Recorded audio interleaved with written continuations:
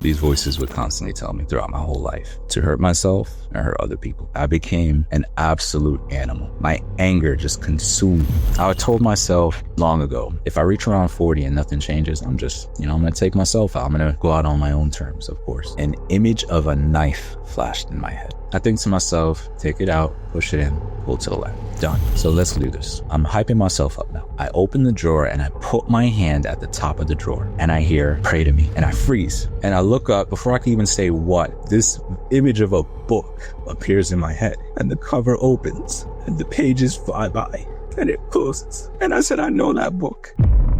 Welcome to God's Voice. Today, I am Vladimir Proknevsky, and I want to tell you about something unexpected that happened recently. Out of the blue, a man named Sam reached out to me. He told me he was less than a year into his walk with the Lord. He was a brand new Christian, but the things he said Jesus had already done in his life were remarkable. We started recording thinking it would be just one conversation. Instead, it turned into almost 10 hours of talking, and we're still not finished. We're planning on recording part 4 next week, but this is part 1 of the series. This first part is over 3 hours long. What starts as a simple story about meeting Jesus slowly becomes something much bigger. As series go on, Jesus begins to speak to Sam in ways that are clear, serious, and hard to ignore. And what Jesus says later is the reason this story could not be shared all at once. So this is part 1. Let's begin. Sam, you had demons tormenting you since childhood until Jesus stepped in and freed you in a way that changed everything. So Sam, tell me more. What happened?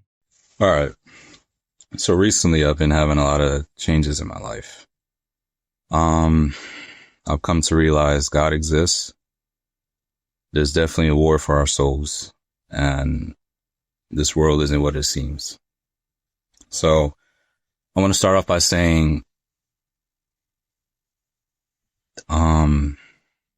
this whole thing is off the top of my head.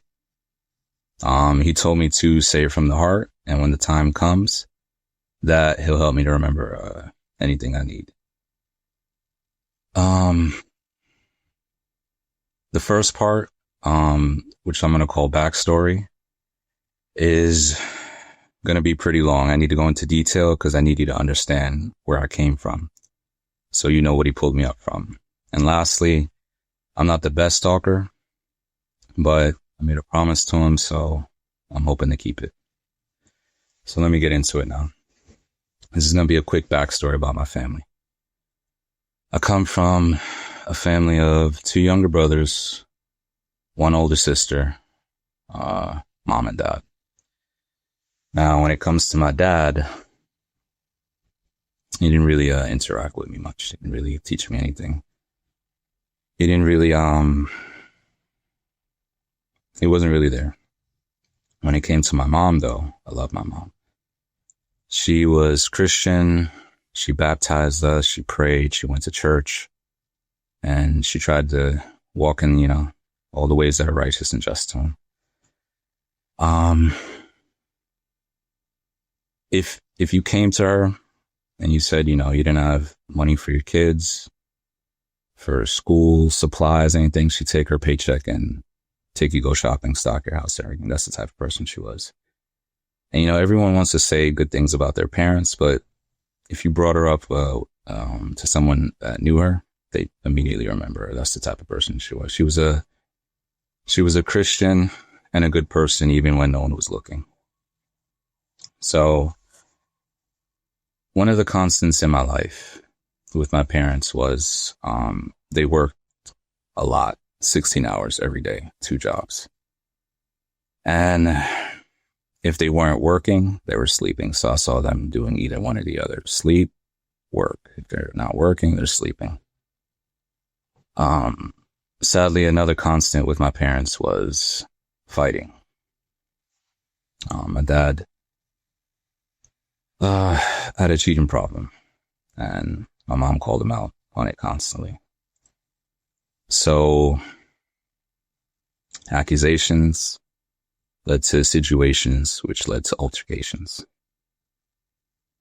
So that's just a quick backstory on me and my family. So let me get into me now. My name is Samuel. until about the age of 9 or 10, I was a normal kid. I played with other kids on the block, rode bikes, went outside, snowball fights, tag, played till the yellow street lights came on, watching fireflies at night. When I got to around age 9 or 10, I got hit with very, very bad anxiety and depression. And I watch a lot of videos on your channel, God, and other people's channel. And, you know, I'm not trying to belittle anyone's experience or make it a competition, but I hear, you know, I have anxiety, depression, and then they'll say, you know, I was at an outing, I was at a restaurant, I was on a boat, a plane, you know, family, kids, wife, husband. And I never quite saw the type of anxiety and depression that I had. So let me explain. My depression was so bad for most of my life that if I'm talking to you, I could probably say maybe 1 or 2 words, and then my whole mind would just blank. I wouldn't be able to draw out anything. My depression was so bad, I would spend a majority of my time laying in my bed staring at the ceiling, like no wants or needs. I was just completely drained all the time. My depression was so bad that I would, thank you, Jesus. If you were talking to me and it was taking too long, as soon as I finished, I would just feel like I wanted to drop down. I was just completely out of energy all the time, sad all the time, no wants or needs. My anxiety was really bad, to the point where if I'm talking to you, it looks like I'm trying to run away, but I'm also trying to come back. It's like my body was giving off mixed signals and I can never understand why. If you were talking to me, I would be shaking as if you're like about to hit me or something, even though you're barely doing anything. Anxiety was so bad that I had routines I would have. And if anything popped up out of those routines, it would put me into a straight like panic attack. I just couldn't function. It was really bad my whole life. That's the type of anxiety and depression I had. And it never really allowed me to have like any situations like what I was hearing. The main thing though, which I want to get to on top of those two things was, these voices I would hear.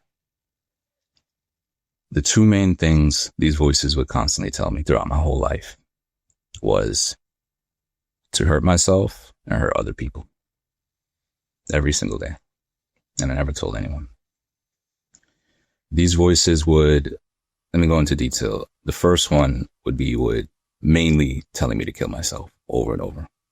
And as my life progressed, it would evolve from like short sentences to whole sentences to whole monologues. And hopefully I don't forget to add on what they're saying during each part I get to. The second thing they would do is tell me to hurt other people. So let me give you some examples. I'm sitting at a desk. There's a pen on the desk. Hey, stab that guy in the eye with it. And I'd be like, I'm not doing that. Right. The second thing they would be like is, you know, take a knife before you go to school, swing it around, see what happens. And I'd be like, I'm not doing that. No. Kick that kid down the steps. They'll make you look cool. And I just walk by and not do it. I don't enjoy inflicting pain on people. I don't enjoy pain. So I would ignore them every time they would tell me to do something like that. But the main thing about it is they talk as if they're in your voice. And you don't realize this until later when I got delivered. I didn't realize this. When right now my head is so clear and I didn't realize this is how it's supposed to be. But when I was going through it, they would talk in your voice. So during the story, I'm going to talk as if they're talking to me, but try to understand they're talking as if they are me. So, thank you, Jesus. Over and over and over, just constantly, just horrible things, other people to myself. So let me get into the story now. Elementary school. Like a repeat record. alone during class, alone during recess, alone in the lunchroom. Teachers coming up to me constantly, hey, you want to play with those other kids? And I'll be like, no, I'm fine. Thank you. And I understand. Here comes a kid. He walks up to you. He's looking down. He doesn't talk. He doesn't play ball. He has a sad face on all the time. And he just stares off in the distance half the time. I wouldn't hang around him either. Over and over and over, constantly throughout elementary school, I would try to make friends, and it never happened. It's like it was either the depression that kicked in, and they wouldn't want to bother, or it'd be the anxiety would kick in, and they wouldn't want to bother. They get weirded out, or it would be these voices that would beat me down before I would even attempt. So I just wouldn't even try. You know, he doesn't talk. I don't want to sit next to him. He's kind of weird. Not that guy. Over and over. Now, every year I would try. They would always take the situations, the negative ones that would happen, and kind of use it against me. Like, oh, you know, this happened. You shouldn't try that again. You should just stay by yourself. What I feel like they were trying to do was isolate me, which is why they would try to beat me down every time. Like, if I interact with someone and I'm like, it doesn't work out, they'd be like, you know, that was always going to happen. You shouldn't do that again. You should just stay by yourself. You should just kill yourself. When you're young and they tell you this stuff, you don't really understand what they're saying because you're too young to get it. It's only later on in life, when you get to around middle school, high school, you start to really understand what they're trying to say. Suicide. So elementary school is a complete wash. Every year, no friends, by myself, and these voices. Now, let me move on to middle school. Kids are pretty brutal in middle school and high school. So kids' vocabulary is expanding. Hormones are flying everywhere. Girls need to be impressed. And here comes me. Pretty fat, acne, no self-esteem. It's an easy target. Bullying starts up. I could get away with being kind of weird in elementary school, but middle school, no, not really. Especially in New York. One dude bullied me so much, you know, throw my backpack across the hallway, push me in the lockers, talk with me with his friends, and just torment me on my way walking home. I would have to find like alternate routes to go around the school to get to class to avoid him, or just go to class late so I don't have to run into him. Another thing that usually sticks out was, you know, basketball team, walking with their girlfriends. It's the last year of middle school, and it goes about as you expect. Pushed into the wall, basketballs being thrown in my head. The girls felt so bad they had to step in. I just get my stuff and go to class as if nothing happened. I would basically hide out in the library. I never really went to the lunchroom. The whole time in middle school. Around this time, my parents' fighting really kicked up. And I got addicted to porn. I don't know if it's the same as it is back then, when you had television, which is like dinosaur tech today when I think of it. You could buy these paid channels, which were like paid movie channels. And around 2 a.m., they would straight up show like softcore porn, like at a certain time. But it's porn. And, you know, my parents are knocked out. It's just me by myself. For a brief period, I didn't have to be me. And here come these girls on this screen that, you know, are looking at me in a way I wish someone else would. I was addicted ever since from that point. So, middle school, bullying, parents fighting, no self-esteem, and addicted to porn. Doesn't sound like a good mix, right? High school now. I think to myself, I'm going to try a little bit different. I'm going to change. I'm going to talk a little bit different. I'm going to dress a little bit different. And no, it doesn't work out. I got jumped by these guys and they beat me so bad that I got knocked unconscious, and security guard had to drag me to the nurse's office. So from that experience, that kind of put me back in my hole. Like I was like, nah. I started doing the same things I did. The first year of high school was a complete wash. It just didn't work out.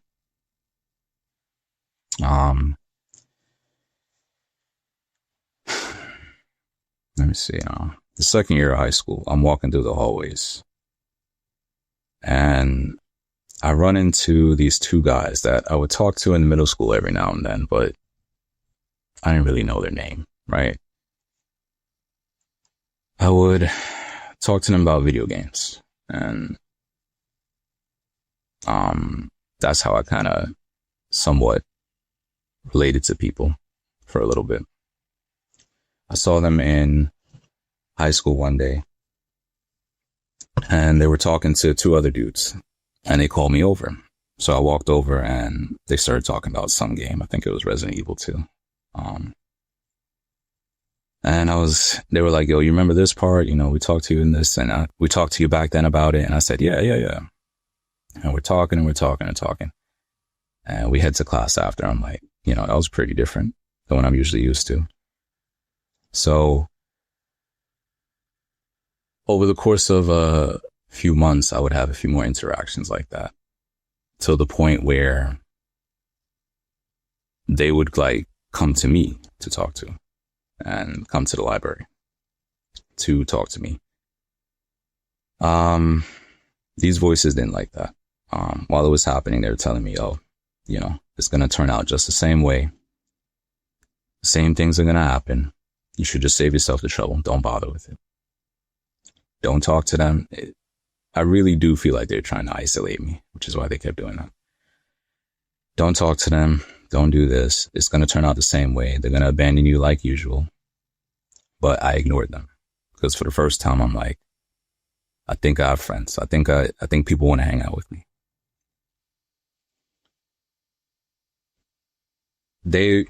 They would introduce me to skipping school. We would start to hang out from that moment on. From that moment, second year of high school till the end of high school, I put my friends on a pedestal.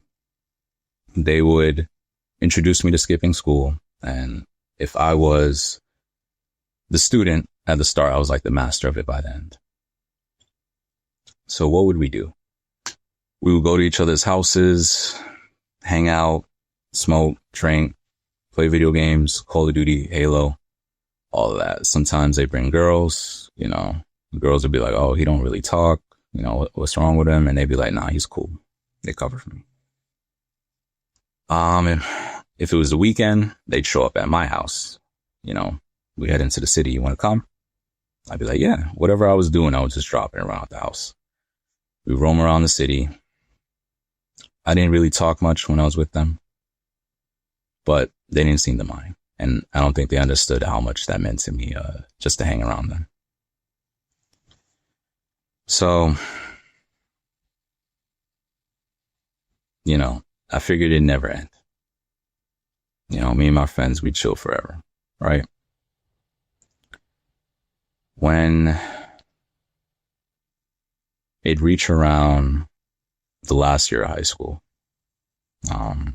we'd start to drift apart. They would get cars. People didn't really hang out with each other. Some people graduated. And once again, I found myself alone by myself again. People are pairing up, boyfriend, girlfriend, joining the workforce, joining the military, going to college, and Sam's by himself. I didn't really have any desires or wants. I didn't really think of the future. I just thought of now, hanging out with my friends now. But now these people that I threw my everything into, they're gone. I'm by myself again. My parents at this time had initiated divorce. My mom found my dad in a car with another woman in a car that she took out in her name. And she would, she said she got so angry that she tried to run him off the road, and police got involved. And when she started like telling him what happened and how she has 3 kids at home and he's out here, the police felt so bad that they told him he had to come out the car and give her the car back because it is in her name. They divorced. So my dad's gone now. And, you know, I'm thinking to myself, who really cares though? He wasn't really there. Right? So my friends are gone. My dad's gone. My sister, she's at college, so I can't talk to her either. My little brothers are too young. I'm by myself. These voices kick back up. They were always there, but I ignored them because I had something else to focus on. But now I don't have anything. And they don't waste any time. They remind me, you know, this was always going to happen. You're meant to be alone. You're just weird. You should have just killed yourself over and over and over. Thank you, Jesus. So one day I'm walking. I'm usually with a group of people. My friends are usually here. We usually head to the arcade sometimes. It's just me now. Every now and then someone would want to hang out with me, but it's not the same like it was before. I'm walking around and I spot police by the side of my eye. And I'm like, crap. I try to get away. I try to turn between some streets to avoid them. They circle around and come from the front and pull up. And they go, aren't you supposed to be in school? Now, when it comes to situations like this, my friends usually handle it. But now it's just me. Anxiety, depression kicks in. I don't know what to say. I just blank. He's like, all right, get in the car. He takes me back to the school. And the principal's looking at me, confused, because it's like she's never seen me before. She looks up my record and she gasped, calls my mom in. And my mom shows up now. She's coming from her 16-hour job to see what's up with her son at school. And the principal lets her know, like, I'm the master of cutting, which is where I got the name for it before. She said, your son has basically cut a majority of his school life. Like he's flunked out of high school. And it's like not fixable. So, you know, you might be wondering like how she didn't know. If I got any bad report cards, I just threw them away. If I had any concerning letters, I just threw them away. I'd show her like a report card every now and then.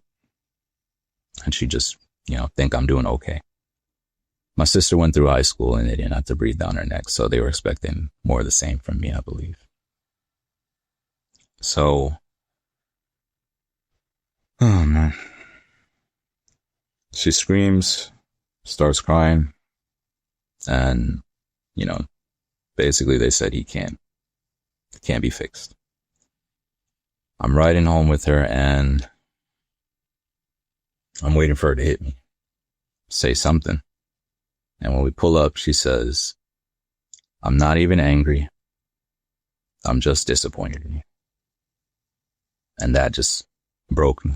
I just started crying right there. I don't even know why. I would have rather it hit me than said that.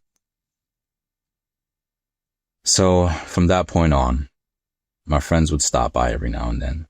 Not as much, 1, 2 people. But sooner or later, I didn't even get that. It was just me again by myself. I shrinked away from the world. I didn't want to interact with it no more. From about 18 to 24, I would sit in my room every day and do nothing. Me and these voices every day. Let's see. I would wake up, surf the internet, play video games, watch porn, go to sleep. Every day. Wake up, internet, video games, porn, sleep. Wake up, Internet, video games, porn, sleep. Monday, Tuesday, Wednesday, Thursday, Friday, Saturday, Sunday. Didn't matter. Spring, summer, fall, winter. Who cares? It just all blended together. The four walls of my room became like my world. Video games became my friends. Porn became my girlfriend. And the internet was like, the computer was like my God. I didn't care about anything else. You know, I have a roof over my head. I have food, heat. Why would I need to improve?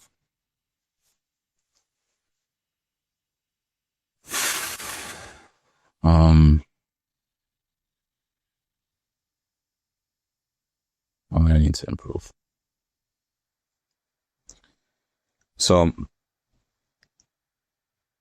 my mom didn't know how to deal with this. She comes from real third world, country poverty, like leaky roofs.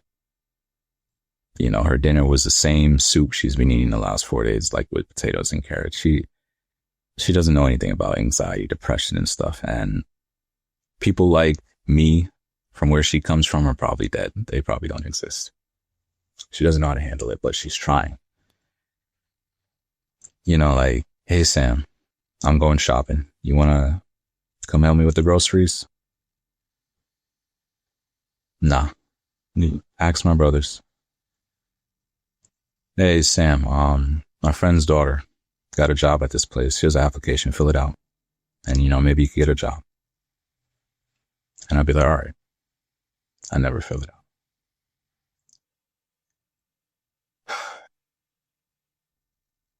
Hey, Sam, I'm going to church. You want to come?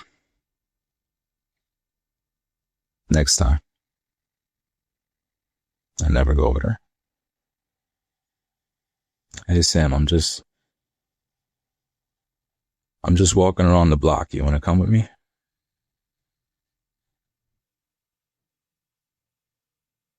All right. I'm busy. Busy with what? From this person I've described to you up to this point, do you think they deserve to be saved? So one day, as I'm doing this death spiral routine every day, which I call it, it's just, there's no end to it. There's no point to it. My sister busts in my room one day and she says, Mom dropped down in the kitchen. Something's wrong with her. And I freeze because I'm wondering if she's messing with me. And she screams my name. She goes, Sam. And I jump up out of my bed and I run downstairs. My mom's on the floor. She's out of it. She doesn't know where she is. Over the course of me sitting home, you know, being a bum, my mom had gotten really sick. She works 16 hours every day. That does something to you after a while. She got lupus out of nowhere. It's not even in our family history. It just popped up out of nowhere. She could barely walk at this point. Yeah. So my sister calls the ambulance. They come and take her out on the stretcher. And she tells me I have to watch my little brothers while she goes with them. And I'm sitting there worried for the first time for someone else besides me. And my sister comes back and says the next day, they left that night and she came back the next day at night. And she says she's in a coma because they couldn't stabilize her. Now, my mom had money saved up, so automatically stuff was taken out, so we had lights on for a bit. You know, my sister would use her money to buy food. But when it comes to someone in a coma and stuff, it's hard to get control, like of their funds. It's a weird gray area, and anyone that goes through it sucks. I know how it feels. So we're good for a bit. But one day my sister comes to me like a month later, and she comes with 2 papers, right? 2 papers. They're resumes, and it's for a state job. She says one of her coworkers works there, and they're hiring soon. Now, this state job, they don't really hire on message boards or anything like that. They only hire inside from like family members and friends. And she comes with 2 papers, and she says, I'm going to fill out one, and I'm going to fill one out for you. And the person I just described to you, my social skills had plummeted at that point. I could barely talk to someone for more than a few seconds. Now I have to go out there and try to get a state job.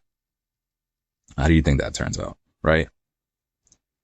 So she fills out the paper, and when it comes to a state job, it takes a few months for them to get back to you. So 2 months later, we get an interview date, both of us, surprisingly. She goes, listen, Sam, your mom is sick, and I need help with your brothers. You have to be a man. See if you can get this job.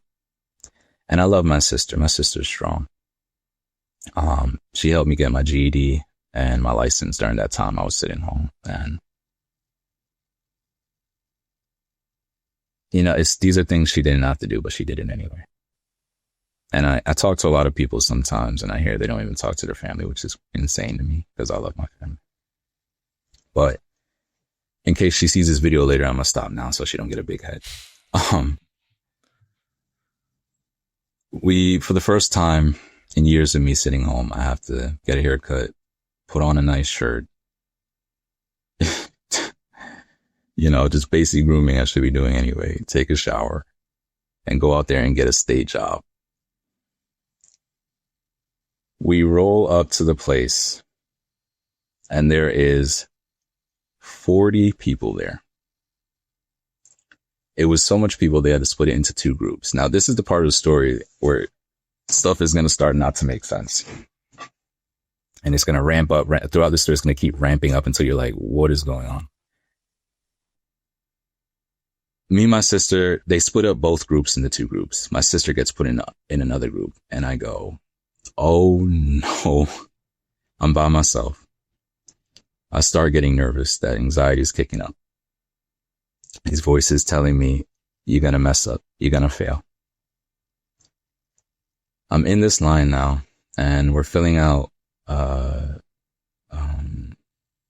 like introductory forms and stuff and all types of paperwork. And the people are looking at me like, how did this guy get here? Like, he could barely talk. And here's where it's going to start to get weird. I had to put my social on the paper. I didn't know it. This lady comes up to me and she's like, oh, you forgot your social. And I just told her plainly, I don't know it. She goes, you don't know your social? I said, no. For some reason, her manager, her boss, was not there that day. What a coincidence. She goes in his room, in his file cabinet, and takes out, for no reason, I don't know why she would do this for me because it would get her in trouble. She goes in his room, takes out one of my the old resume I sent in a while ago, takes it back and goes, is this it? And I'm like, yeah. She's like, okay, I'm going to give it to you. You got to know your social, dude. Like, come on. I said, okay, cool. I said, thank you. She said, all right, no problem. That's one thing, right? Now, for some reason, they do what do you call it? Like where they talk to you, they do that interview first before they do like the testing. This was a nursing home field before they do like the multiple choice and written tests. So I'm in line now waiting. Everyone's going in this room. There's 2 interviewers and they're talking to them and stuff, right? The person I just described to you, would I know something about the nursing home field? How do you guys think this is going to turn out, right? Not good. I'm waiting in line now. And up there at the front, there's like 6 people ahead of me. You could hear them calling the next person in. And I am shaking as if I'm in like the North Pole. I am nervous.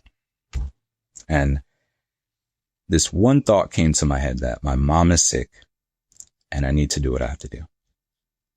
And I remembered my mom, and I started to remember she prayed to God a lot. She talked to God a lot. So while I'm waiting in line, I said, God, if you help me get this job, I will try again in life. I'll use this as a stepping stone to move forward. I'll stop being this person you see. I said, I'm sorry. If you help me, I'll be there for my mom. I said, I'll take her on all the appointments she needs. I'll push her in her wheelchair as much as she needs. I'll do everything to be pleasing to you. Right?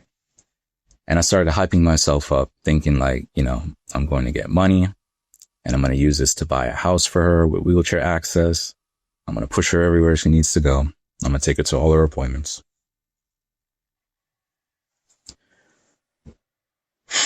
So yeah, Samuel, you could come in. I walk into that room. I turn into a different person. They're talking to me and I am answering them with confidence. They're talking to me about certain stuff in this field that I shouldn't know, and I'm giving the correct answers. This doesn't make sense. They're shaking their heads at each other like, it's pretty good. This doesn't make any sense. I walk out the room.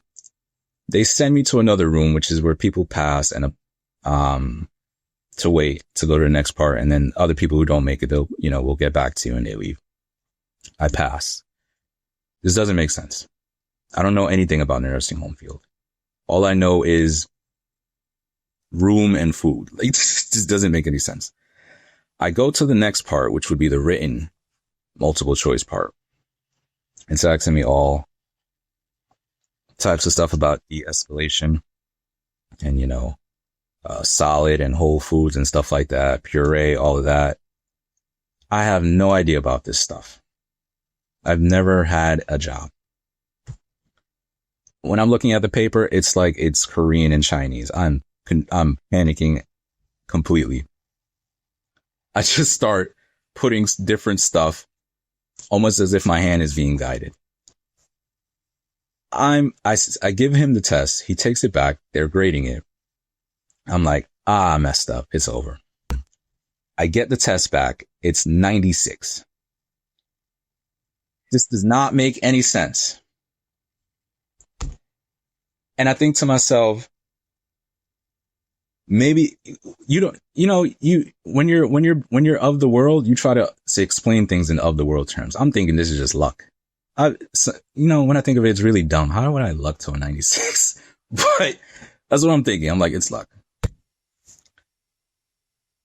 The guy who gives me the paper, I'm completely out of words what I'm looking at here. It just makes no sense. Both of these situations make no sense, including the woman who just helped me for no reason. He goes up to the front of the class and he goes, there's so many people here. We're only taking like the hundreds because it's a lot. I said, wow, well, I missed it by a bunch. Everyone leaves the room, of course. I'm waiting for them to leave. He walks over to my desk, looks at me and goes, I'm going to let you take it again. So I turn to him and I go, really? And he's like, yeah, we have another date set next week. I'm going to let you come again. This doesn't make any sense. Why is he doing this? I still don't have an answer for this today. Next week I come. I show up. I'm talking to this lady and I'm telling her about, this guy said I could come take it again. And she looks confused. And I tell her the guy's name, and apparently he went on vacation the day before. This doesn't make any sense. She goes, oh, well, I'll let you take it if you said so.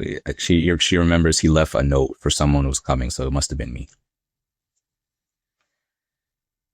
I go in the room. I take the test. Once again, I don't know what's on the paper. My sister, when I had taken it the first time, she was confused. She's like, you got a 96? Because she didn't realize how hard it would be.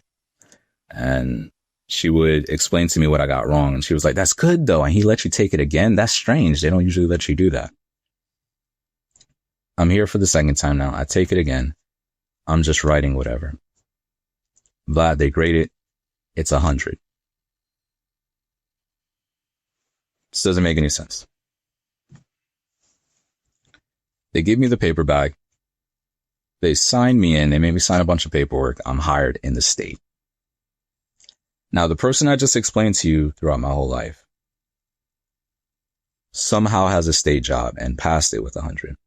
Passed the vocal interview. This doesn't make any sense. None of it is making any sense at this point.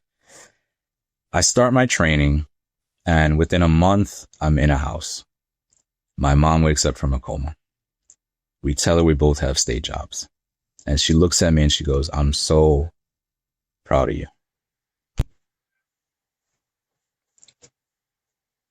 First time I feel like I did something good. Now, it's just not going to make any sense from this point. I enter the job. There's these two people that for some reason, as soon as I step foot in that house, they were looking out for me for no reason. They were both Christian. What a coincidence. One was an older dude. He had a whole family. He knew the job inside out.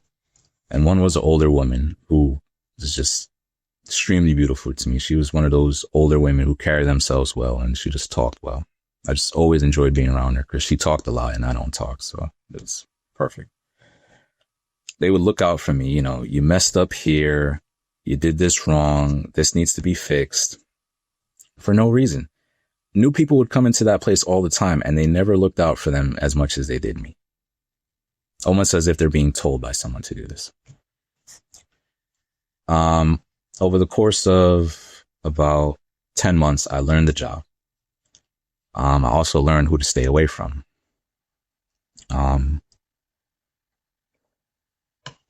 There's this guy who I always try to avoid.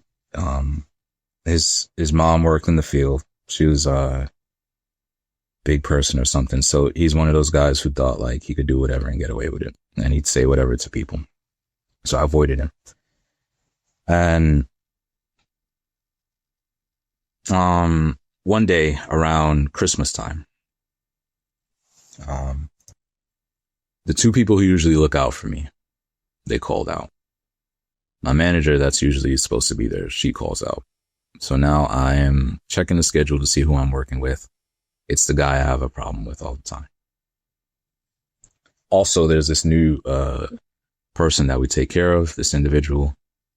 And he's pretty young for the house we're at, but he was in the process of being moved. But he always gave the workers a hard time. So I tried to, minimize as much time around him as possible. Around Christmas, like I said, everyone called out. I'm working with this guy that I have a problem with. A majority of the people that we would take care of would go home with their families around this time, besides a few who didn't really have anything. And they would stay with us. And the new guy at the house who would cause a lot of problems, the individual who took care of, was one of the ones that were left. So this is not looking good automatically. I tried to keep my head down. These last 10 months, I tried to just do my job. People would be like, he doesn't talk. He kind of just does his job and leaves. And I try my best to just not draw too much attention to myself. Now, Christmas time comes. It looks like every single bad thing that I try to stay away from is going to be all on one day. I'm on med duty too that day. So I can't avoid, the guy who gives the workers a hard problem. I save him for last. I go up to the med room and I'm giving out the meds and I get to him. I go in his room and I say, I'm here to deliver your meds. He says he doesn't want it. When someone doesn't take their meds, you have to write up a whole report. You got to let the nurse know. You got to call the family, see if they can convince him, the manager, etc. It's a lot. I just wanted to give him his meds. It's almost Christmas. I just want to get out of there. I said, dude, if you just take the meds, I'll get out of here. He doesn't want to take it. The third time now, I'm like, if you take it, I'll leave. He proceeds to get up, knock the meds out of my hand, and start attacking me. So I walk out in the hallway now, and he chases me out. And he starts swinging on me. I realize now, if I go to the med room and he knocks all the meds everywhere, that's going to be even worse. So I lock the med room, and I'm like, listen, relax. He just won't hear anything. He just seems to want to fight at that point. I guess he's angry that he's stuck there. He was in the process of being moved, like I said, and he's not enjoying his time there. It turns into him chasing me around the hallways. He knocks my phone. I used to have a little pouch in my scrubs. He knocks the phone out of it. It goes flying. I can't call anyone. The only thing I could think of is I have to stop him from swinging his arms at me. So I do a bear hug, which is just hold him in place and wait for someone to come. So someone must have heard the scuffle up there, and I hear footsteps. I'm thinking it's the manager that's covering for my manager coming out. It's the guy who doesn't like me. He walks up and he's like, what's going on? I said, he's having an episode. Call the manager. He proceeds to go downstairs and call the abuse hotline and say he's a witness to abuse. Now, in the state, when this happens, you're automatically gone on unpaid leave. The real police detective has to come out and investigate everyone, including the individual. Man. I'm immediately on unpaid leave. They call me in to the police station a week later. They put me in this room. It's freezing for an hour. I'm sitting in there. He comes in out the hour and he's talking on the phone for another 15 minutes. And then, he reads me my rights and everything. And he's like, he starts talking to me. Now, the way he was talking to me, it's like the whole investigation techniques and stuff, as if I was a criminal. I'm trying to plead with him and tell him, there's no bruises on him. I did nothing. I have a witness, and, I didn't do anything wrong. I've seen this happen to people tons of times. So I'm thinking, I'll just do this and I'll get my job back. He proceeds to grill me. He would switch tempos, it'd be nice 1 minute, switch tempos. He's aggressive 1 minute. I'm already not good with talking with people. I have anxiety. It's flaring up. He's talking to me. And finally I just snap after 2 hours of this. And I said, I didn't do anything wrong. And I'm hitting the desk. I'm like, I didn't do anything wrong. This guy who I work with, he doesn't like me, which is why he escalated it to the abuse hotline, and this got me in trouble. And he knows this system is abusable. That's why he's done this. You should be looking into him. I just completely lose it. I catch myself because I'm not used to what he's doing. This is stuff they do against criminals. And I'm just someone who just wanted my job back. Once he sees the reaction he wanted, he goes, okay, that's it. We're done. Walks me out. A week later, they call me into the main office. You're fired. I lose my job. Now, in the state, there's a year probationary period, because once you pass the year, you can't get fired. So in between that, you have to be on, you have to dot all your I's and everything. You have to be on point. To get fired, I think I was 2 months away from passing that. Just completely broke me. It broke me. Now, that promise I made to God to look after my mom and be there for her from now on, I didn't keep it. I pushed all responsibility to visit my mom in the hospital and my sister.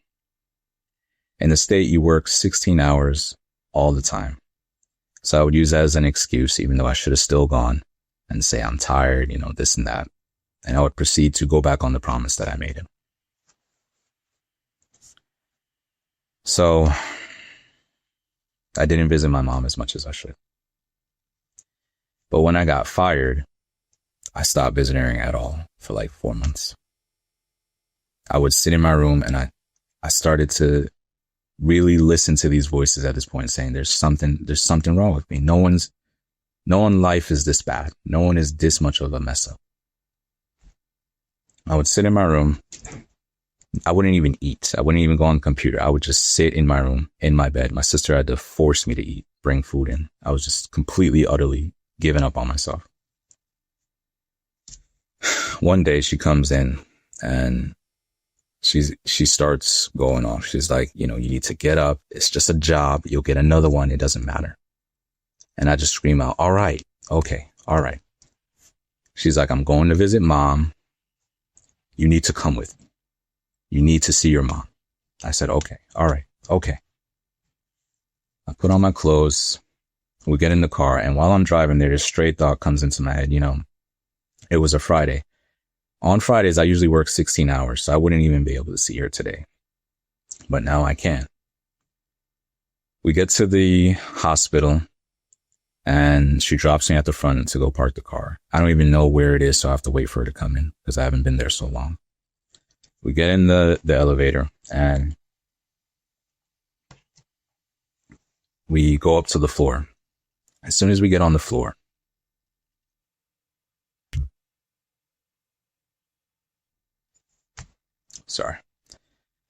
As soon as we get on the floor, this woman runs up to us and she says my sister's name. And she goes, oh, who's this? And my sister goes, this is my brother. And she goes, oh, nice to meet you. I've met this nurse before. I just haven't been there that long that they don't remember me. She goes, listen, we don't know what happened, but suddenly your mom's readings are like all over the place. They said she's been screaming for her kids all morning. But you guys are here now, right? So, and she's shaking her head like, you on the same page what I'm talking about? And we're like, yeah, we're going there right now. Like to calm her down. We head over there and I turn the corner and I see my mom for like the first time in 4 months. This feeling of shame comes over. And she's screaming. She keeps saying, something's wrong. I don't understand. Something's wrong. And I walk up to her and she puts her hand out and I just grab it by instinct and I'm holding on to it. The shame come over me. Like, this is my mom. What are you doing? And I grab her hand and I said, what's wrong? She said, something doesn't feel right. I don't feel good. I said, no, what are you talking about? You're going to be fine. There was this woman across from us where we lived. She had the same type of disease my mom had. And she recovered from it. She can't move her hands too well, but she can still drive and shop. So I always thought, my mom's strong. She worked so much and she'll be fine, right? Because I decide what happens. My sister puts her bag down and she's like wetting her head because my mom was sweating and the pillow was soaked. And the doctors are like, where's the readings? They've been doing all types of tests. They're changing all types of stuff. They cannot get her stable for some reason. And I'm just holding her hand. I don't know what else to do. I feel so useless. Everyone else is doing stuff, even my sister, and I'm just standing there looking at her. She's turning her head left and right for about 30 minutes. You could tell she was just in pain. All of a sudden, she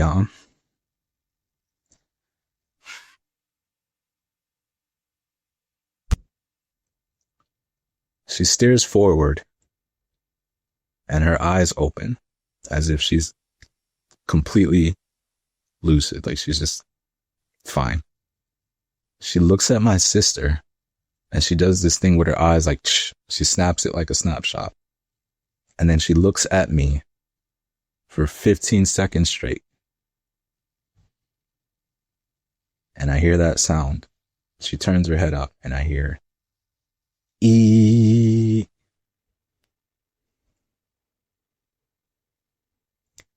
And I don't know the codes in the hospital system. I think it was code blue, but an alarm immediately goes off. And the nurses drop their clipboards on the floor and everything and jump over the nurse's counter and run into the room.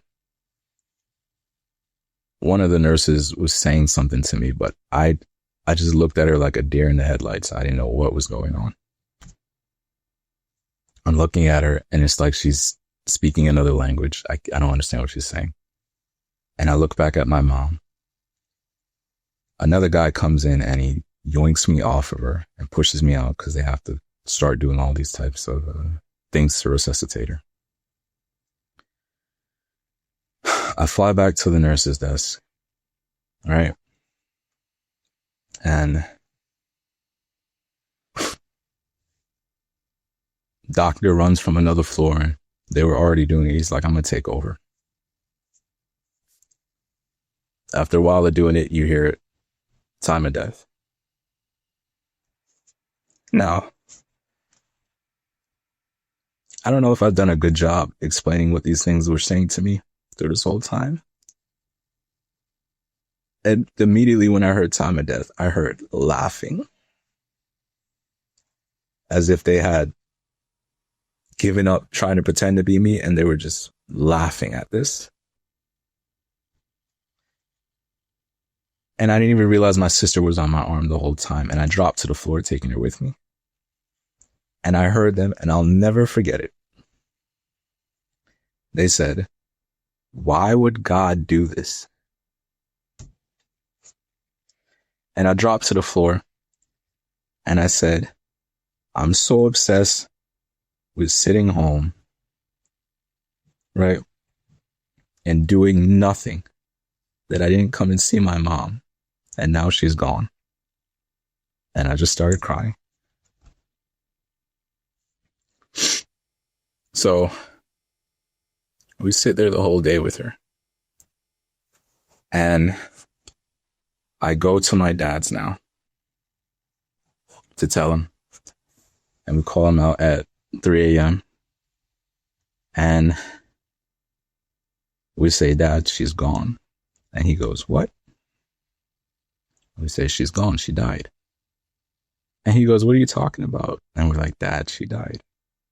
And he says, no one told me anything about her. And now she's dead. And he walks down the block and he starts crying. He drops on the floor. Now, these voices immediately start saying, it's his fault anyway. It's his fault. What is he even crying for? And now I start to listen to them completely. And I said, yeah, it's his fault. I'm pointing the finger at everyone else, but I'm not acknowledging what I did. So I go sit in the car. I'm like, I don't want to hear this crap. It's his fault. Right? So I go home. My sister takes us home. She goes in the room. She doesn't even say a word to me. She just drops her stuff on the floor and closes the door. I head to my room and I crawl in the bed and I stare up at the ceiling for an hour. Right? And I'm thinking to myself, back to that, this is the reason you probably said it.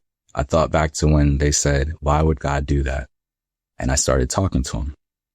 Right? Because that's the only time you talk to him, when you need something or when you want to be angry. I said, I'm not the best person. And I don't do all the right things. But I've been out here for a good year now, and I've seen how people act. They're not even trying. And I said, you took my mom, and they get to keep theirs? And I started to hit the bed, and I'm like, it's not fair. It's not fair. It's not fair. It's not fair. And I'm getting, for the first time, this new feeling I started to feel was anger come over me. And then I said, I hate you.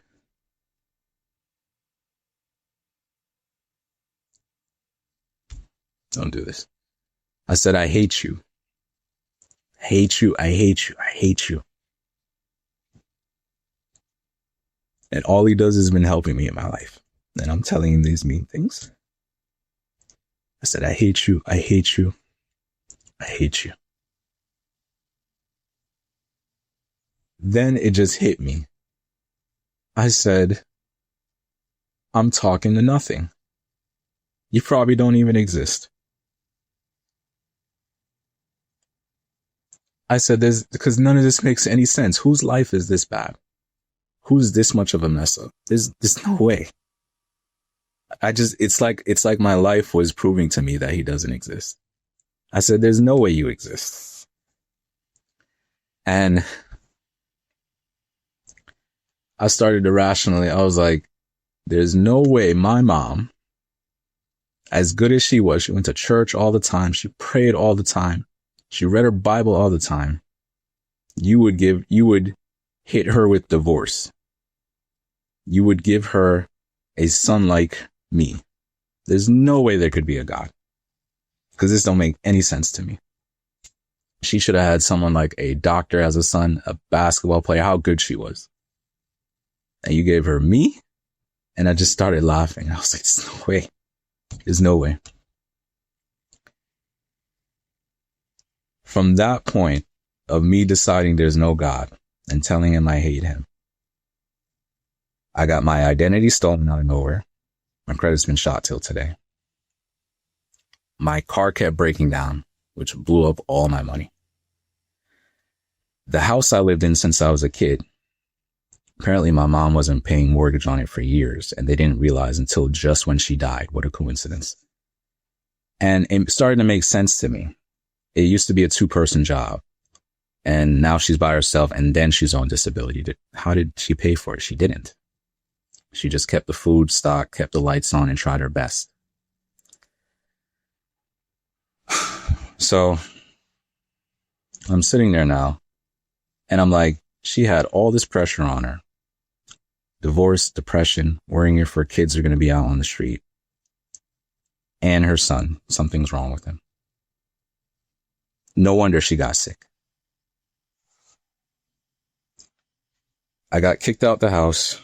We got kicked out the house that I've lived in since I was a kid.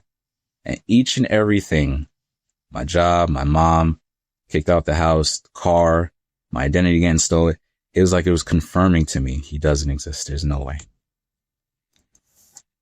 From that point on, from about 25 till last year, April, I became an absolute animal. I hated everything. I hated everyone. My anger, I've gotten fired from so many jobs, I don't even want to get into it, because of fighting. My anger just consumed me every day. I would take up drinking way too much. I hated everything. I was running away from him at full speed. I was hoping one day I'd just get into a fight with someone, and this is New York, so that wouldn't even be hard. 6 o'clock news. Person gets into a scuffle outside a convenience store. They're dead. That would be a true miracle. I wouldn't have to open my eyes again and wake up. During this period, these things which I don't know what to label it as, demonic attacks, I guess, would start to happen. I would feel like bugs were wiggling on my face 24/7. I still have scars from me picking my face constantly. It would feel like ants were crawling on my legs. And it would feel like I would get these bug bites where no one else would get them but me all the time. Around 2, 3, 4 a.m. One day, my arms and legs started to extend and retract by themselves. And my body started to bounce on the bed by itself. I never told anyone this. The first year it happened, for half a year, I just cried. I didn't know what else to do because it confirmed to me something is wrong with me. Right? For the rest of the time since that, I just 1,000-yard stared till it was done. There was this time where I was at a certain job and this lady everyone would tell her to stay away from me. I used to work out because I wanted to make sure I didn't want to get bullied no more. At that point, I was too angry. I started working out just because I wanted to make sure never again this is going to happen. And if I fought someone, I make sure I do some damage. But everyone was scared of me. They told her to stay away from me. And this lady at the job would ignore them and try to be nice to me. I appreciate it. I actually wanted to talk to her. You're supposed to fill out at the end of shift, like a summary of what happened and any changes in the individuals you take care of. This lady there's two computers. This lady is on the right of me and I'm in the middle and we're both filling out our forms. I'm typing and all of a sudden my head does this and stares at her for 30 seconds and freezes. And I feel like something is holding it in place and I can't turn my neck back for 30 seconds straight. So just, look at someone for 30 seconds. You'll see how I felt. For the first 10 seconds, she didn't notice. For the rest of the 20 seconds, I'm just staring at her and she stops and sits back like this. And after 30 seconds, I turn my neck finally and I feel like I rub my neck and I'm like, yeah, sorry, I slept on it wrong. I'm trying to play it off. And she's like, oh, because you freaked me out. And I'm like, yeah, sorry. This would happen over and over and over. It's like my body would move by itself. What happened else? These things no longer would stay in my head. It was like they would take control of my mouth when I would wake up. I'd be sleeping. I'd wake up. And the only way I could describe it is it's like you're driving a car and someone opens your your car door and kicks you to the passenger side and starts driving it so you could get control of it again. I would wake up and my mouth would start saying, nothing's going to change. Not today. Not tomorrow. Not the next day. You should have listened when we told you to kill yourself. But you can fix it. You can do it right now and join your mom in the ground.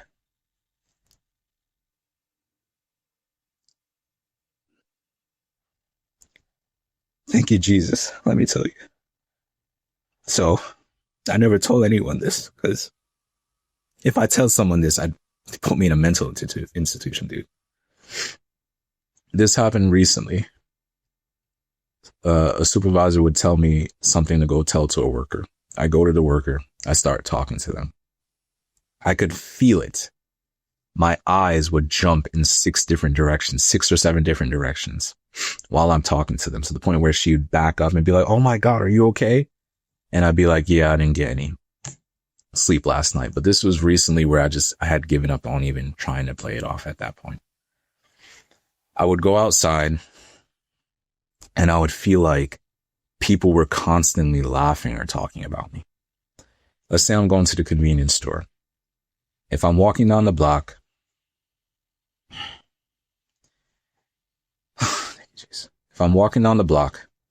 I would hear, oh my God, why would he come outside like that? What's wrong with him? And I'd turn in that direction. No one's saying nothing. They're just walking. I'd keep walking and they'd be like, should we call someone? And they'd start laughing. Why would he come outside like that? Look at him. Holy crap. I look in that direction. No one's saying nothing. They're just talking to each other, moving. But to me, I audibly heard it outside. So sooner or later, I just stopped going outside. I would only come outside at night. I didn't do anything during the day anymore. Over and over and over again, tons of things like this would happen. The last one I'll go into is I had this very bad laugh. I don't know if you guys know the Joker movie. Don't watch the second one. The second one sucks. But the first one is good. And he had this laugh that he couldn't control. I had that, but it was way worse. If I heard, it would only come out when it was something really horrible. If I heard someone go, oh, my mom fell down the steps, cracked her head open. She's in ER. I would start busting out laughing. My kid woke up. There's fluid in his lungs. He couldn't breathe. I would start cackling. I would have to take my phone out and play it off as if I'm looking at a video and walk off until it would stop. I think you guys get the point. So, me and my sister, death does something to people. Me and my sister would constantly fight all the time for no reason. I mean, I don't even understand why I would constantly fight her. We could not agree on anything.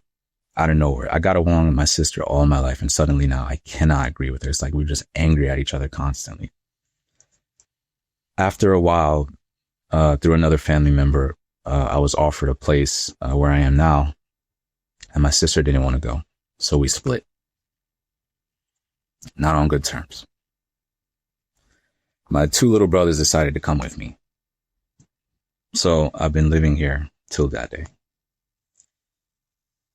Over and over and over, these things would happen over the years until last year, April. Now the story's going to kick up. I'm sorry I had to go into detail so much. I really need you guys to understand what was going on with me so you can see how amazing he is. Hey, real quick, before we get back, about 47% of people watching my channel aren't subscribed. And subscribing is totally free, and it helps me push these powerful testimonies to even more people who need to hear them. So hit that subscribe button. And now let's get back to the episode. So I'm in this beautiful room. All four walls are amber, yellow. The light from outside is shining in, but it's not too bright.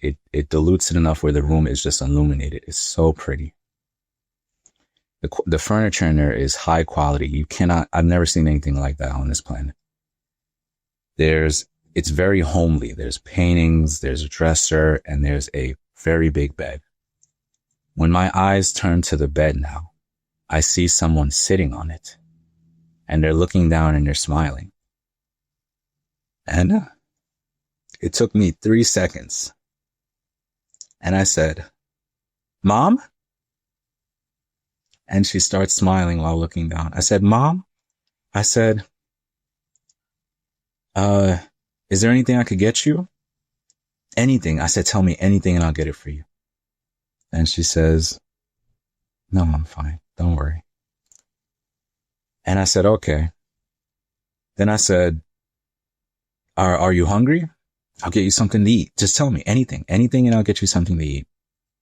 And she turns to me and looks at me, gives me this face like, "Sam, stop. I'm fine."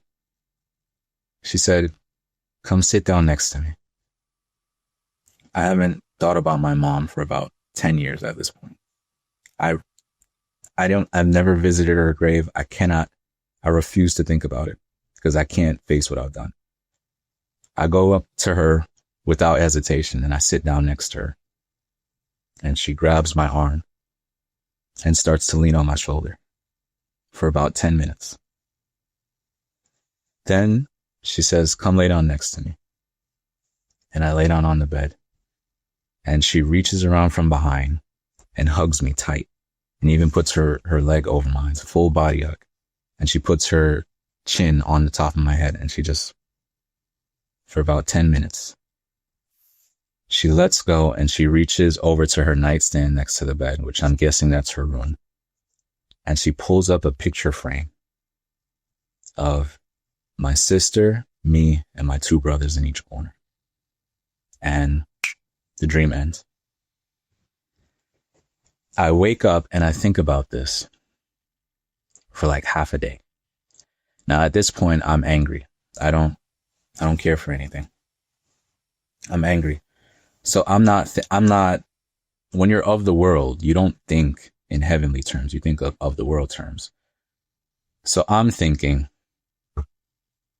I drank too much. Maybe I need to chill with drinking. Maybe it's just my guilt. It can't be anything else. So I think about it for the whole day. And before I go to work, I say, I gotta stop. Now, when I get to a certain point, forgive me, Lord, I asked for any contracts or unions the enemy tries to bring up from this to be canceled, for I wish to only glorify you and no one else. I'm going to curse a little bit because I need you to understand how I was. So forgive me if you don't want to hear this. I said I have to stop pretending. She's gone. I gotta face it. I go to work. I completely just blow it off. That was around a Wednesday or Thursday. Friday comes down. I head to work. It's a normal day. Nothing unusual happens. And I come home. And I sit on my computer. And I'm just surfing the internet. And I'm like, I don't want to do this. I load up a game. And I'm playing it for a bit. And I'm just like, I don't want to do this. So after about 20 minutes, I stand up. And I'm like, I should go grab another beer. And then I'm like, I didn't pick any up since like Tuesday. I don't have any. So I look on my bed and I see my phone on the pillow. Now, when it came to porn, that was my weapon of choice. Phone, bed, easy, done. I hop on the bed. I load up those websites everyone is used to. Nothing. I'm not feeling anything. And I just think to myself one more time, I don't want to do this. I throw my phone to the side of the bed. And I want you guys to take a mental note of that. I put it at the side of my bed. I get up and I stand up and I look at the ceiling and I say, I don't want to do this anymore. Now, I don't know till today if this was me or them. An image of a knife flashed in my head. It's a knife I keep in my drawer. It's very sharp. If you drop it, it'll cut you. That's how sharp it is. I told myself long ago, if I reach around 40 and nothing changes, I'm just, I'm going to take myself out. I'm trying to make it seem as manly as possible, go out on my own terms, of course, right? Because that's manly. And I think to myself, take it out, push it in, pull to the left. Push it in, pull to the left. Push it in, pull to the left. Push it in, pull to the left. Done. So I think to myself, oh, wait, hold up. Let me lock the door. Give my brothers a normal day as much as I can. It doesn't matter. They'll get over me. They're young. I took out health insurance when I got my first job, so they'll get paid out, and that'll be more help to them than I've ever been. So let's do this. So I'm hyping myself up now. And I'm like, push it in, pull to the left. Push it in, pull to the left. Push it in, pull to the left. And I'm like, okay, let's do this. Now, once again, I'm going to start cursing. Please forgive me. I open the drawer and I put my hand at the top of the drawer. And I hear, pray to me. And I freeze. And I look up and I go, what? Before I can even say what,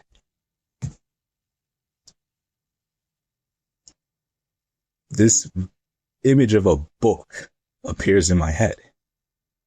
And the cover opens. And the pages fly by. And it closes. And I go, what the was that? And I said, I know that book. That's my mom's King James Bible book downstairs. I still have it. It's so old. If you lift it up, the pages will fall out. She read it every day. And she set it down on her favorite part. I said, what the hell was that? Right? And I start laughing. Because once again, when you have no reference of God or anything, you think of it as what you know of the world. So, thank you, Jesus. I started saying, you're such a... I said, of course you would think of that. I'm trying to rationalize it as some self-defense mechanism, We're all monkeys. Evolution. You know, nothing matters. Survival of the fittest. That's the type of world I was in. I said, you're such a pussy. Of course you're going to run back to God. That's what people do when their lives suck, right? And I started laughing. I'm like, my mom prayed to him every day. And she died in a cold bed. That's what she got for praying. I'm such an idiot. And I started laughing. I'm like, okay. The moment of my mom passing, I don't know if this was me or them, plays out in my head as of her dying. And I start laughing even more. I'm like, that's what she got. That's what she got for praying. All of a sudden,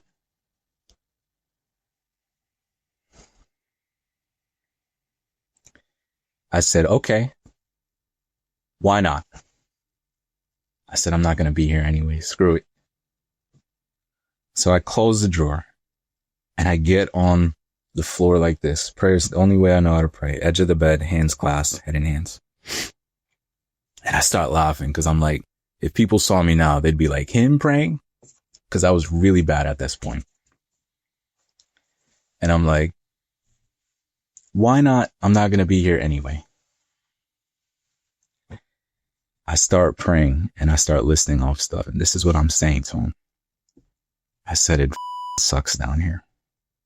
I said, this world sucks and everyone in it sucks. I hate everyone else and I hate myself most of all. I said, everything I do is wrong. I don't even know why you would make me. It seems more like you're a god of torture than good, as you say. This is the horrible stuff I'm saying to him. I said, you need to next time do extra passes before you make something, because from what I've experienced, this sucks. And I'm just saying these horrible things over and over and over to him. My God, that helps me. I'm saying this to him. And I get to a point now where I'm sitting on the floor for 5 minutes because I know as soon as I was waiting, even in that state, I was waiting to hear something because I'm like, I know when I get up, I'm not going to be here. So I'm sitting there for 5 minutes like this, right? Nothing. Like I expected. There is no God. I put feeling into my muscle to stand up. And all of a sudden, the image that I got from that dream a few days ago of my mom laying on my shoulder comes into my head. And I freeze. And I drop back down to my knee. And I said, I'm sorry. I'm sorry. I'm sorry for what I've said to you. I'm sorry for what I've done. I'm sorry for not doing everything right. I'm sorry for not being there for her. I'm sorry for how I talk to people. I'm sorry for this. I'm sorry for that. I said, I'm not using my life. So you can have it. Do whatever you want. I don't care. I said, I'm sorry.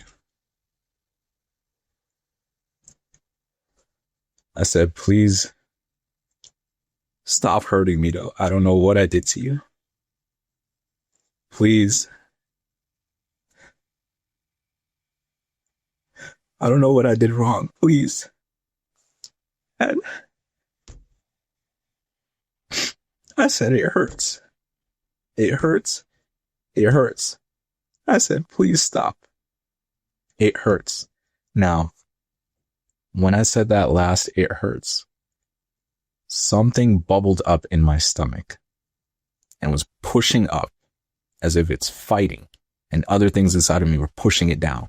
It shoots up, hits my head, and I hear in a kid voice, Dad.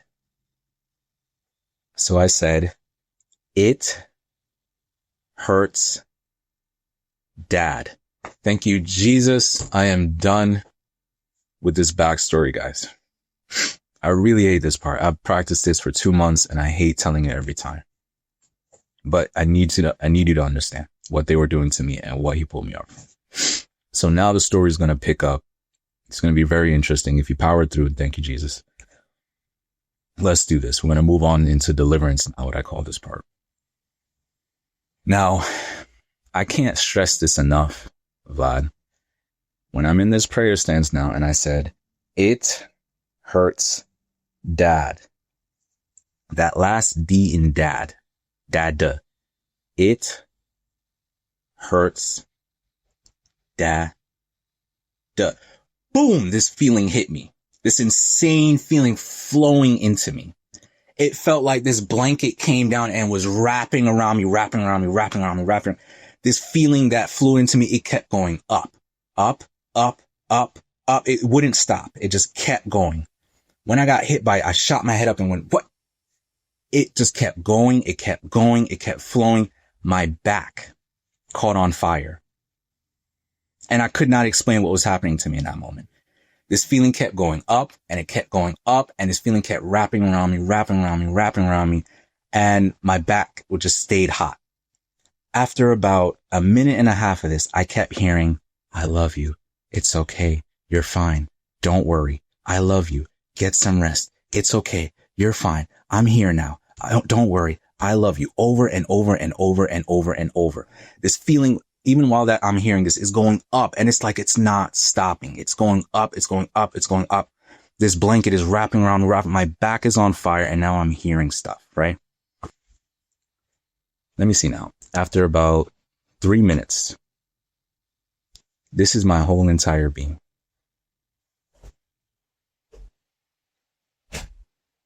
Nothing. Not a what, not a what's going on, just staring at my wall, at my bed. Nothing. This feeling just washed over everything. Every hang up I've had, it's like it just slammed it. And all I could focus on was that feeling. Out of nowhere, after about 4 minutes, I feel something strong pick me up under my arm and yoink me up in the air. Help me into bed gently. And without me even thinking, I threw my hands down and pulled the cover up. And I'm sitting there for about 15 seconds now, nothing, just staring at my ceiling. I feel a tap on the top left of my forehead, and I just turn off. It was like my body, when I felt that tap, my body was like, nope, and just turned off. Now, if I had to describe that feeling, if it was going up like numbers, like 1 + 1 + 1 + 1, whatever that tap was, times like 20, and my body could not take it and shut off.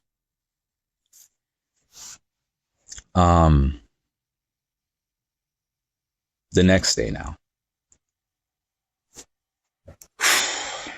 The next day, I woke up in a way I can only describe as, you ever watch a movie at night? It's a really good movie, but you know, you're tired, beat out how good the movie was, and you fall asleep halfway through.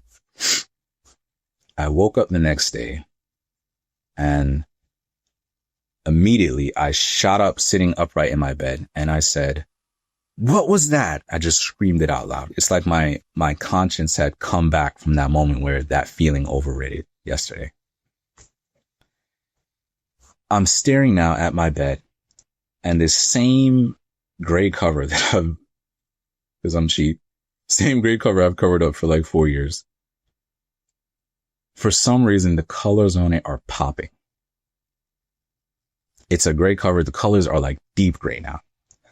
I'm looking at my dresser, the deodorant, my shaver, Listerine, the blue-green one is the best, and my heater, the lamp, the dresser, everything is popping. The colors are popping.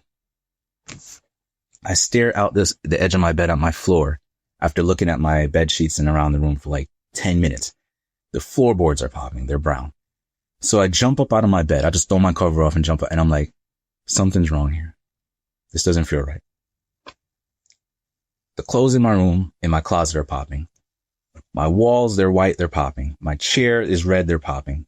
When I got to my desk and I saw my RGB keyboard, that threw me for a loop. The monitor was popping.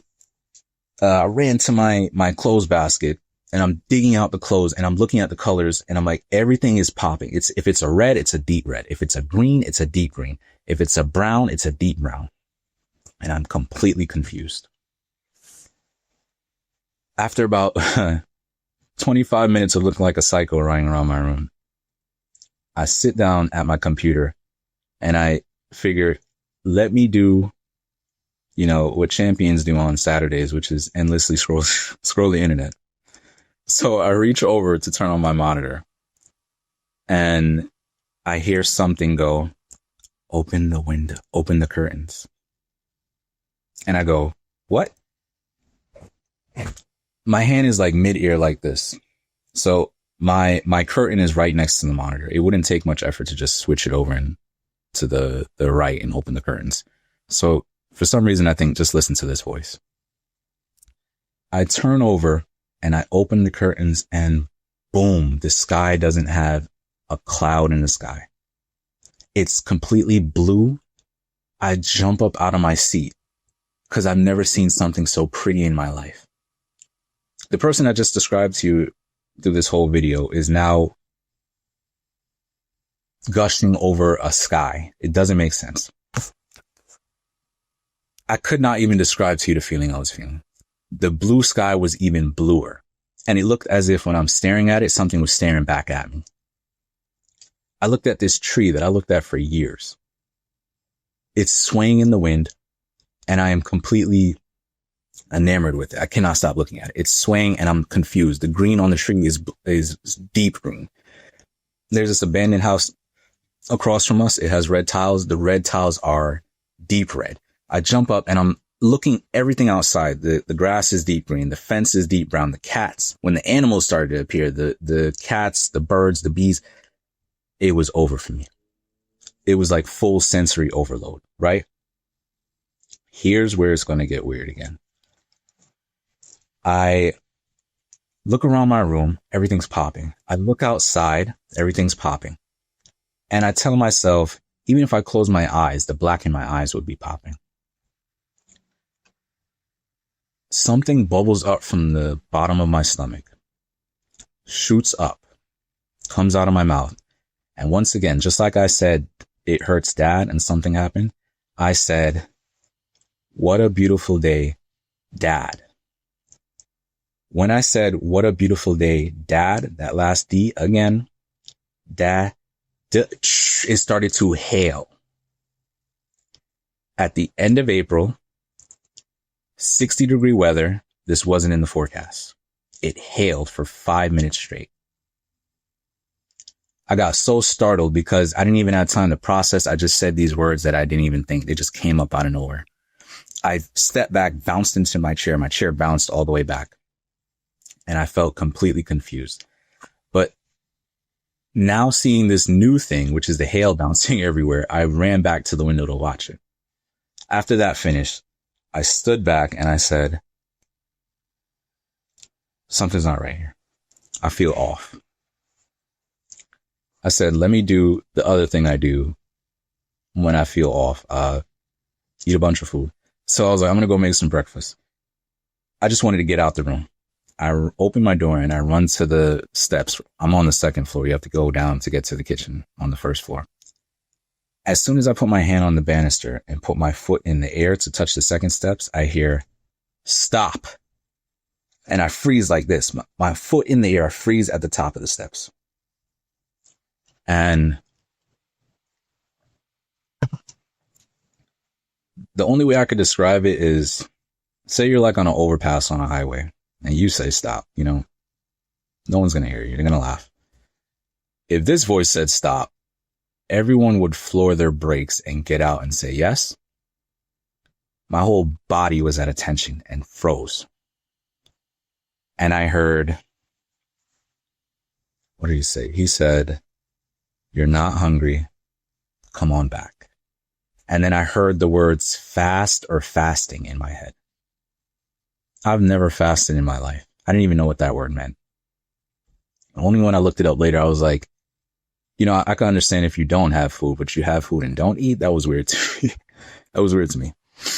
But Kind of like some type of, you ever watch Star Wars, the Jedi mind trick stuff where they say something and the person repeats it back slightly different. I said, you know what? I'm not that hungry. I'm going to just go back and chill. And I'm walking back now and I'm confused what I just said. Like, wait, what?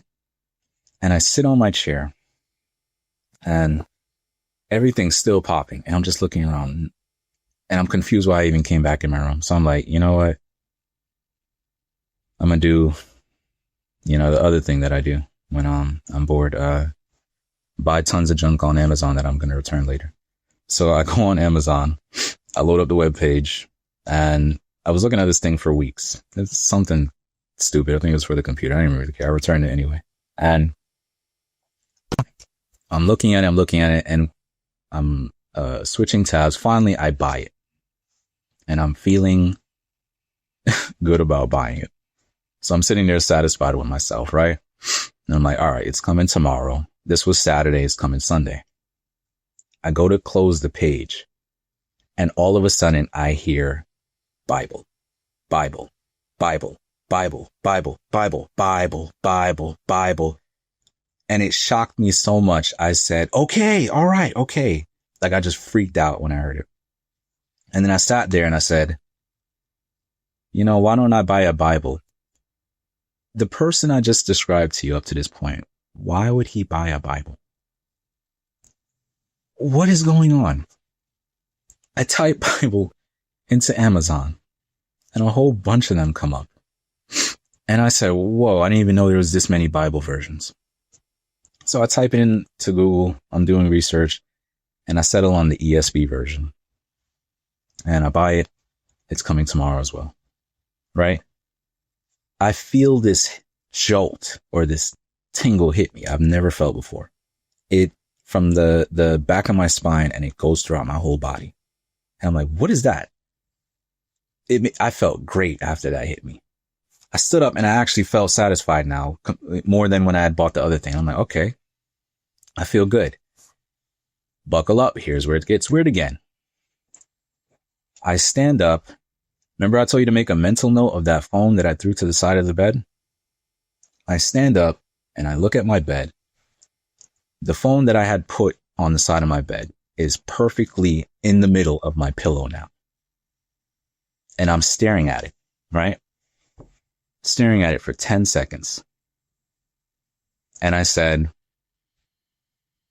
no, I'm not going to do that no more. The minute I said that, I got punched in my stomach. And I keeled over. Something grabs me by the shoulders, turns me around, and starts wailing on. I get pushed to my bed where the back of my legs is facing it. And I fall over in it because I'm in pain. And I'm going, what is going on? I'm completely confused. I'm getting punched in my stomach. It stops and I finally open my eyes. I landed right next to the phone. Something bubbles up from my stomach again, comes up and it says this. I'm not doing that anymore. I'm waiting for my dad to come pick me up now. I'm using certain language right now because you guys are going to understand later. And I want that, feeling to hit you when you guys get to it. But just bear with me for now and just listen. I said, I'm not doing that no more. I'm waiting for my dad to come pick me up.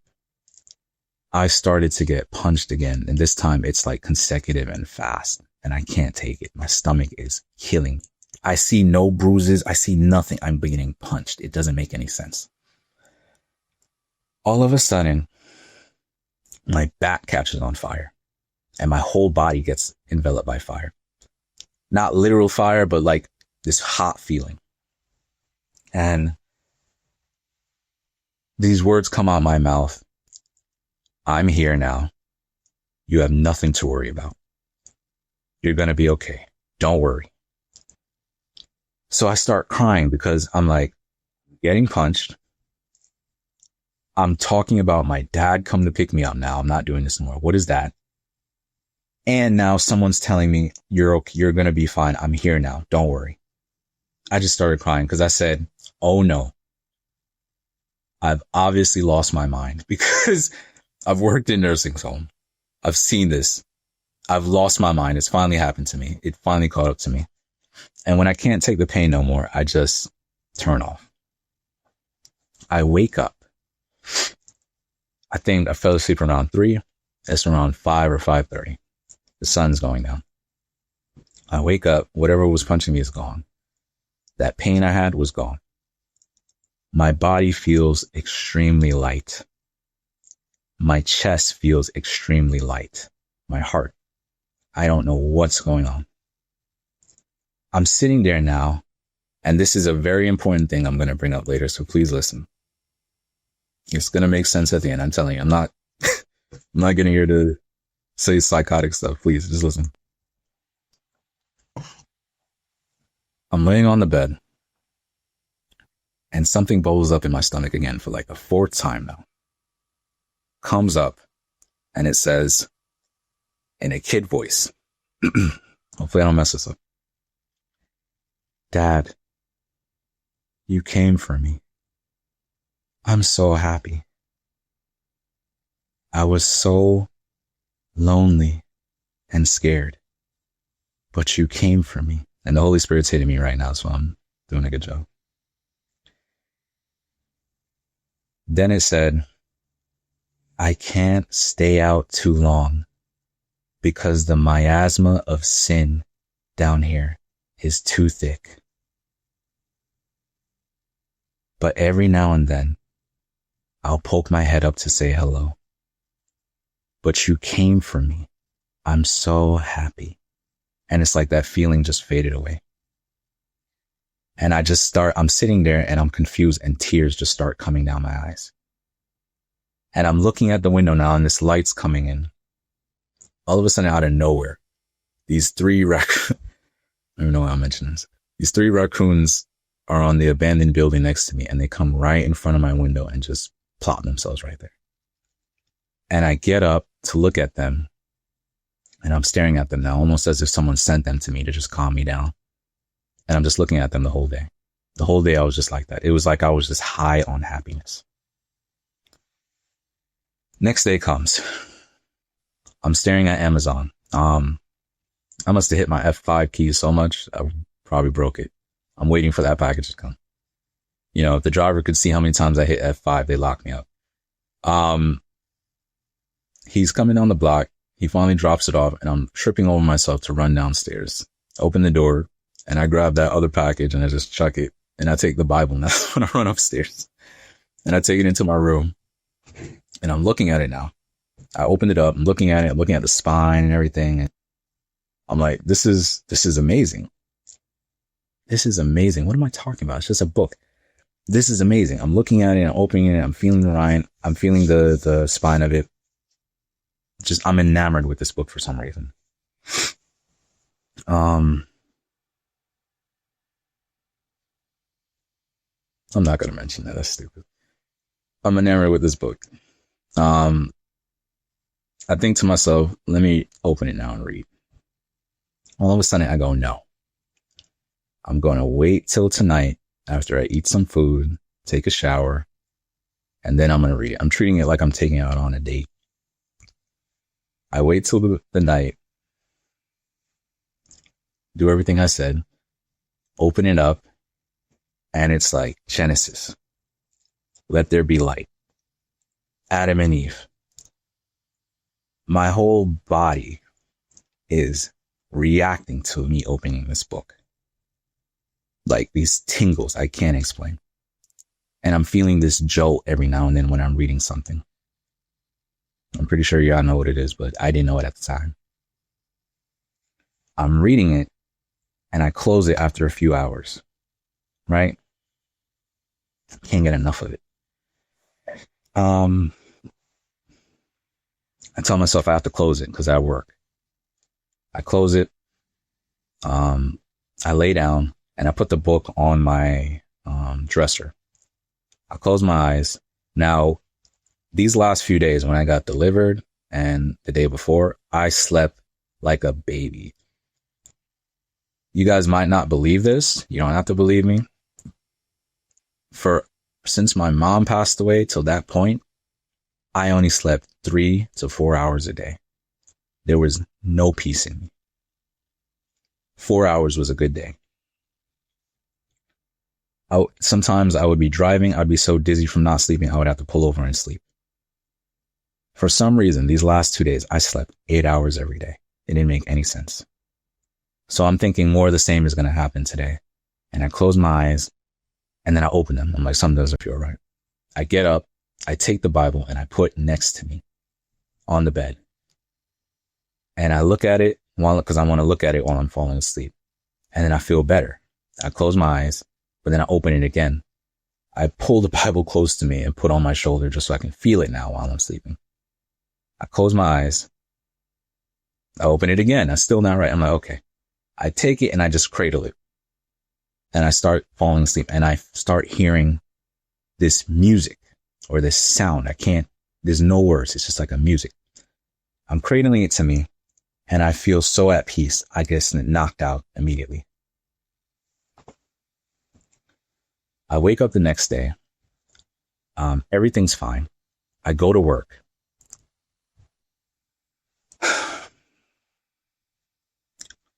I go to work and I don't know if you worked with some women actually, don't answer that. The Holy Spirit told me don't answer that. I almost set you up there. Don't answer that. How do I say this then? Women wear certain stuff at the jobs that it's not that good. When they walk by, guys look. I look. For some reason, I'm at this job now. I'm smiling for no reason, where I have to catch myself and stop smiling because I have a reputation to uphold. So I stop smiling and I'm like, what am I doing? This girl walks by. She's of course wearing those things. And I turn my head to look at her and it's almost like the back of a hand, very strong and firm, stops my head and I can't push past it. It pushes it back and pushes it down. Almost like it's telling me to focus on my work. So if someone walks from the right now, again, I hit a wall, it pushes it back gently, pushes it down. If I'm walking forward, it'll just push it down. You guys get it. And it doesn't make any sense. It's almost like something was standing next to me correcting behaviors it didn't like. It's doing this throughout the whole shift. It's doing this for the rest of the week. From that point on, I actually, for once, after like years, could get some rest. And that's the end of the deliverance part. So let me answer some stuff. I was being fought over when I was doing that prayer before I got delivered. I didn't realize this until replaying this in my head over and over. And I'm starting to understand why he told me not to write it down, because I'd miss the finer details if I didn't think of it in my head. I was being fought over. I don't know if you caught it. There was the image of a knife, death. Then he showed me the image of the Bible, life. Then they showed me the image of my mom passing, death again. Then Jesus said, no, your mom's alive. He showed me her in that room. I was being fought over, and I didn't even realize it until I replayed this over and over in my head. A second thing, which is, here we go. I said this was the end of April when this happened. 2 weeks ago, when I had made an appointment with you, Vlad, and I was trying to get everything together to practice this and do it, I just, out of curiosity, I called my sister and I said, I left clues in the story, so when you listen to it over, you'll understand. I said, when did mom pass again? And she said, oh yeah, the end of April, April 24th. The same time this all happened for me 10 years later. And I didn't even realize this until I actually replayed it in my head and asked her. So there's other questions you probably have, but it's going to make sense later. So just hold up. Let me continue on. So we've gone from backstory to deliverance, and now this part is my brothers. So I'm going to give you a quick summary of what was happening to me at this point. I'm not the focus of this point right now, but at this point, I had been completely confused. I don't know if I told you, my anxiety disappeared that I've had since I was a kid. My depression disappeared that I've had since I was a kid. These voices, gone. I didn't realize how clear my head is right now that I'm talking to you. And back then, this is how it's supposed to be. And remember, like I said, these things talk as if they are you in your voice. I never knew it was something else. All three of them gone. I have no explanation for this. I didn't want to watch porn anymore. I haven't watched this since. I don't drink anymore. It's like all these things just dropped off of me out of nowhere. And I'm completely confused at this point. So I start looking up stuff. I start typing things into Google. I'm like, what? I don't know what happened to me. It leads me to your channel, funny enough. And I see NDE videos, which are very interesting, but it's not exactly what happened to me. But then I start to see videos about deliverance. And I type in deliverance and it goes to demons and this. I did not know there's a such thing as like demons dwelling in you. They don't teach this in schools, you know, and I'm coming to find out they don't even teach this in churches. Some Christians don't even believe in demons, which is insane to me, because if you even read the Bible once, it's everywhere.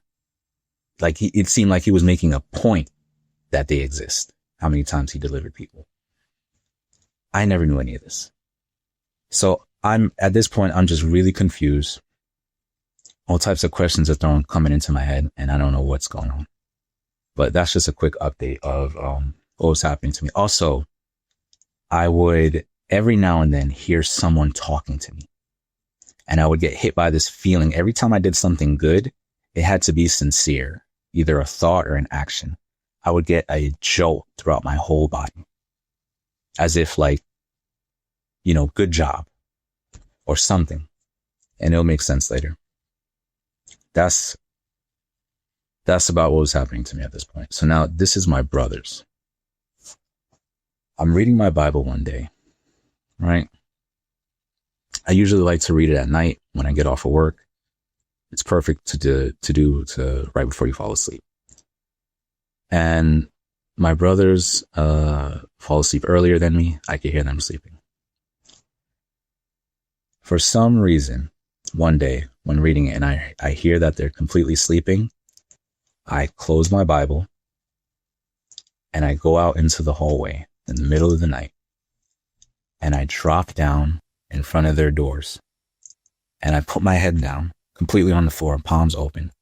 And when I close my eyes, I could see someone with sandals and a robe in front of me. And I started, that feeling that bubbles up from my stomach came up and I started pleading with him. And I said, mercy, mercy, please. I said, I humble myself at your feet. Don't leave them. I said, please save them. Please, mercy. They're not evil. They just need guidance. Please, mercy. And I'm praying and I'm praying. This goes on for 30 minutes for each room. So it's both my brothers, complete hour, 30 minutes each. I said, mercy. I said, if you forsake them, what will happen to them? I said, mercy, please, please. And I'm praying and I'm praying and I'm praying. I said, they have no guidance in life and I'm not fit. Please. I don't know what I'm saying. It's just coming out. I said, mercy, mercy, mercy. I humble myself at your feet. I'll beg, please save them. I said, don't just look at them from the top. Come down, look at their face. Please, mercy. I do this every day for 4 weeks. When I'm sitting, and I almost forgot, before I got up off the floor, I would be crying. I would wipe the tears off my face and make a cross on each one of their door every day, almost as something was guiding me to do this. I go in my room and I lay on my bed after like 4 weeks one day, and I'm just staring up at the ceiling, tears on my face, and I hear, okay. And I fall asleep. That was either Tuesday or Wednesday. So weekend comes now. I'm reading my Bible at my desk. I think I was at Samuel at this point. And I don't know. I'm reading my Bible and I close it and I'm just looking at it and I'm looking out and I'm feeling great for the first time in my life. I'm like, I feel fine. I'm okay. And I hear, show me to them. I'm like, what? I grab my Bible. I go to their room and they're playing video games. I say, hey, what's up? They're like, what happened? What's up? I don't usually bother them. I'm like, nothing. And I'm talking with them for a bit. I'm like, hey, you guys know about Christianity and Jesus? They looked at me, like me of all people saying this. They're like, no, are you okay? I said, I'm good. I was like, why are you looking at me like that? I said, I'm just saying. I'm like, Mom was a real big Christian, right? And, she'd kill me if she knew you guys didn't know about Jesus. Now, you guys know my whole government at this point. I don't know nothing about Jesus. What am I talking about? But I'm trying to convince them. I said, you don't know Jesus and this and that. And I'm talking to them. So I remember he said, show them the Bible. So I said, I got my Bible here. I know y'all saw me reading it. You want to touch it? He's like, no. I'm like, dude, just touch the Bible.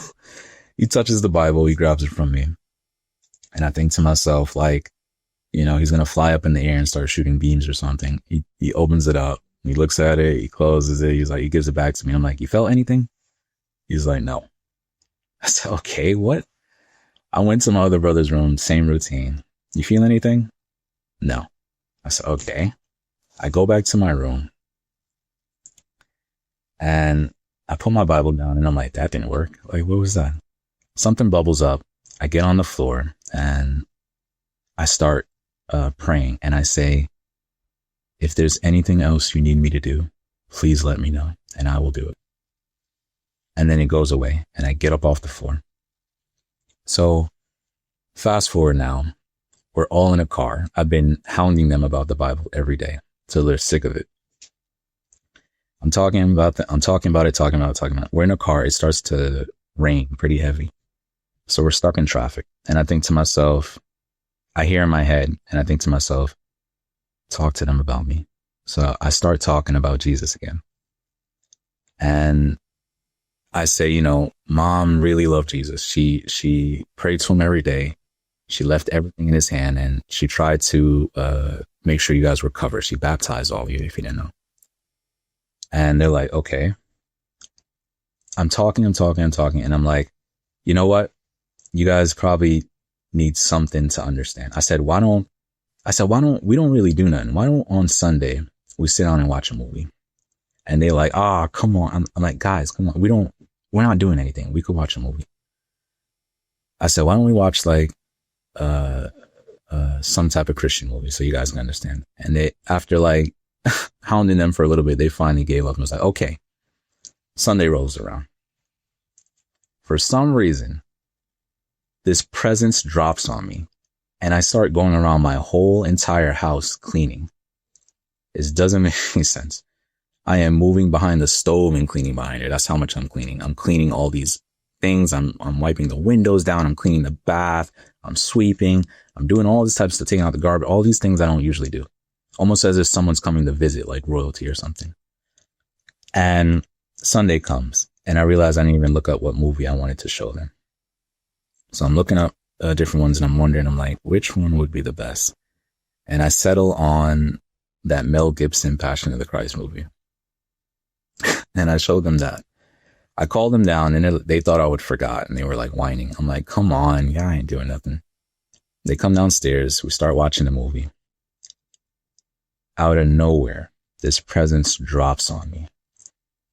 And while the movie is going on, I'm saying stuff about Jesus that I have no knowledge of. They're watching the movie And I wish you could see it because it was hilarious to me every time I remember. They're looking at the movie. And then when I would talk, they would turn like this and listen to me. And I'd be like, was this fair? This is what he was thinking. He's doing this for you. Then they would turn back to the movie, watch it some more. And then I would talk again and they turn back to me again, listening to me. And that went on for like the whole movie. And finally at the end, I said, did that seem fair to you? He came to save us. All he did was heal people.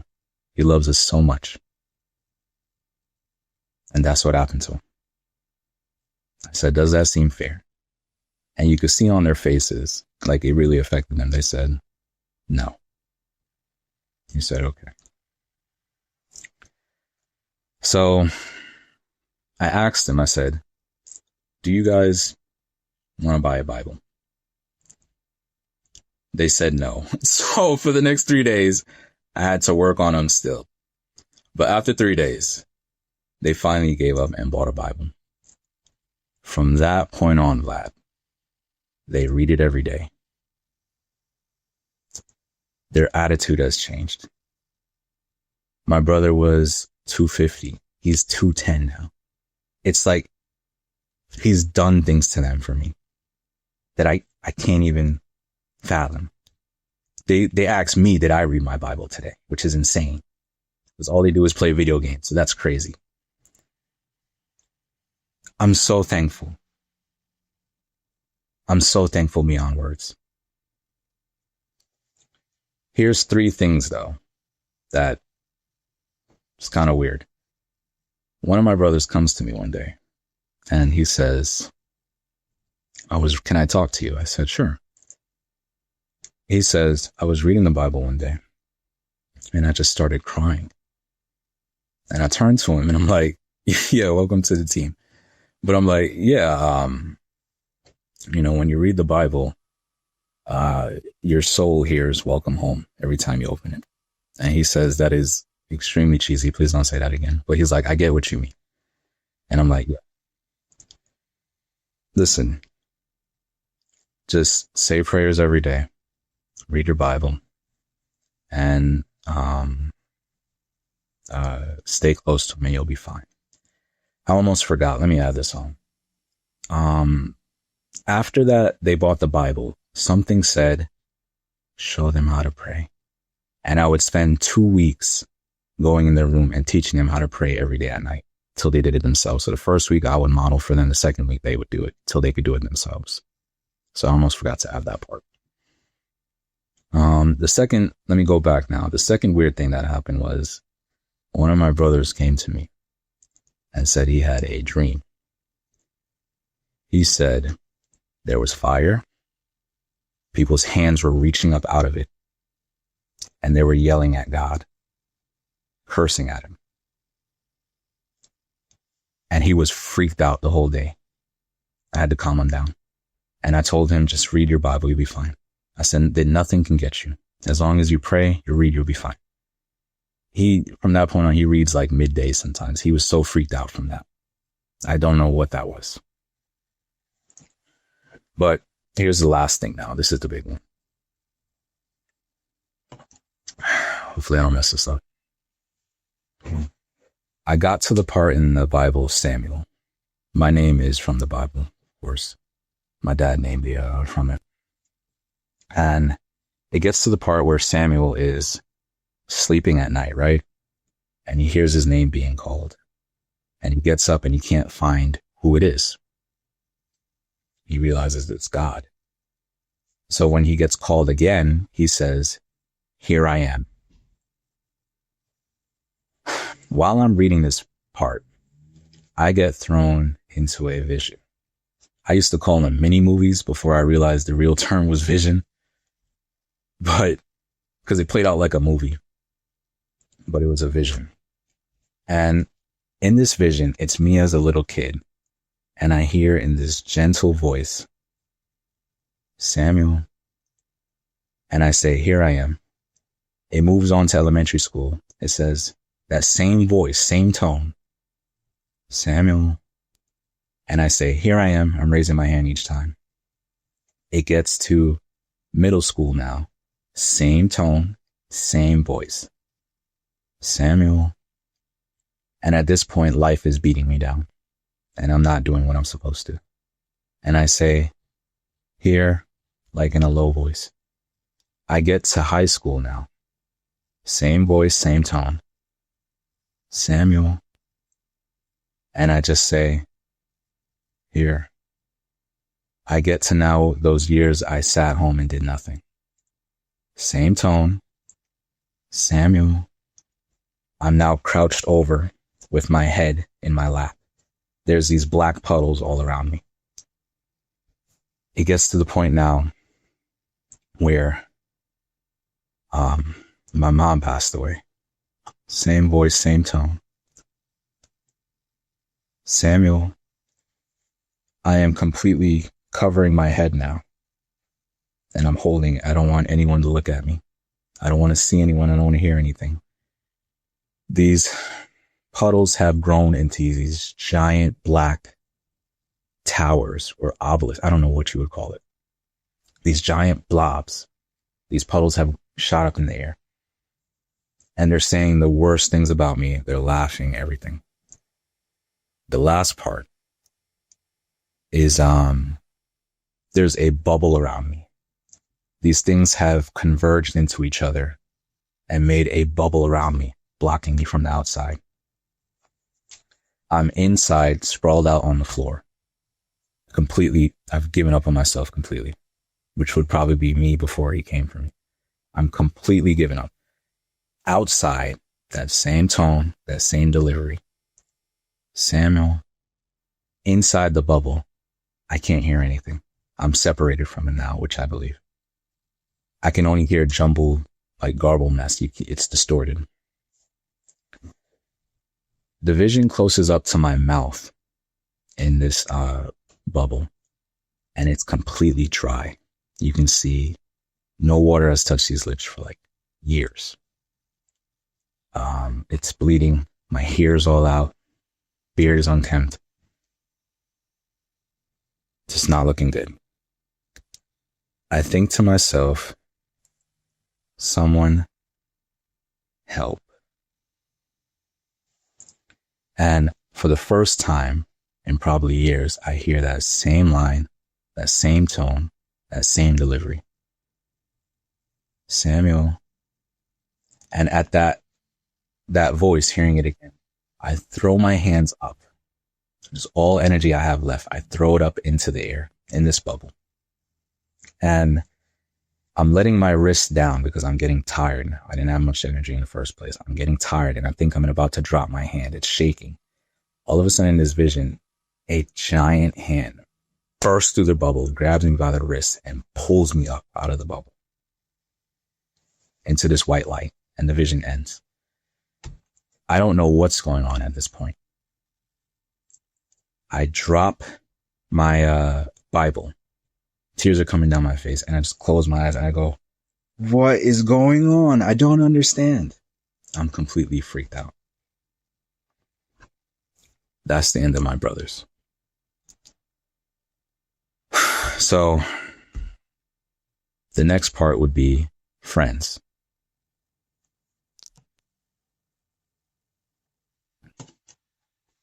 Now, one of my friends had hit me back up recently, and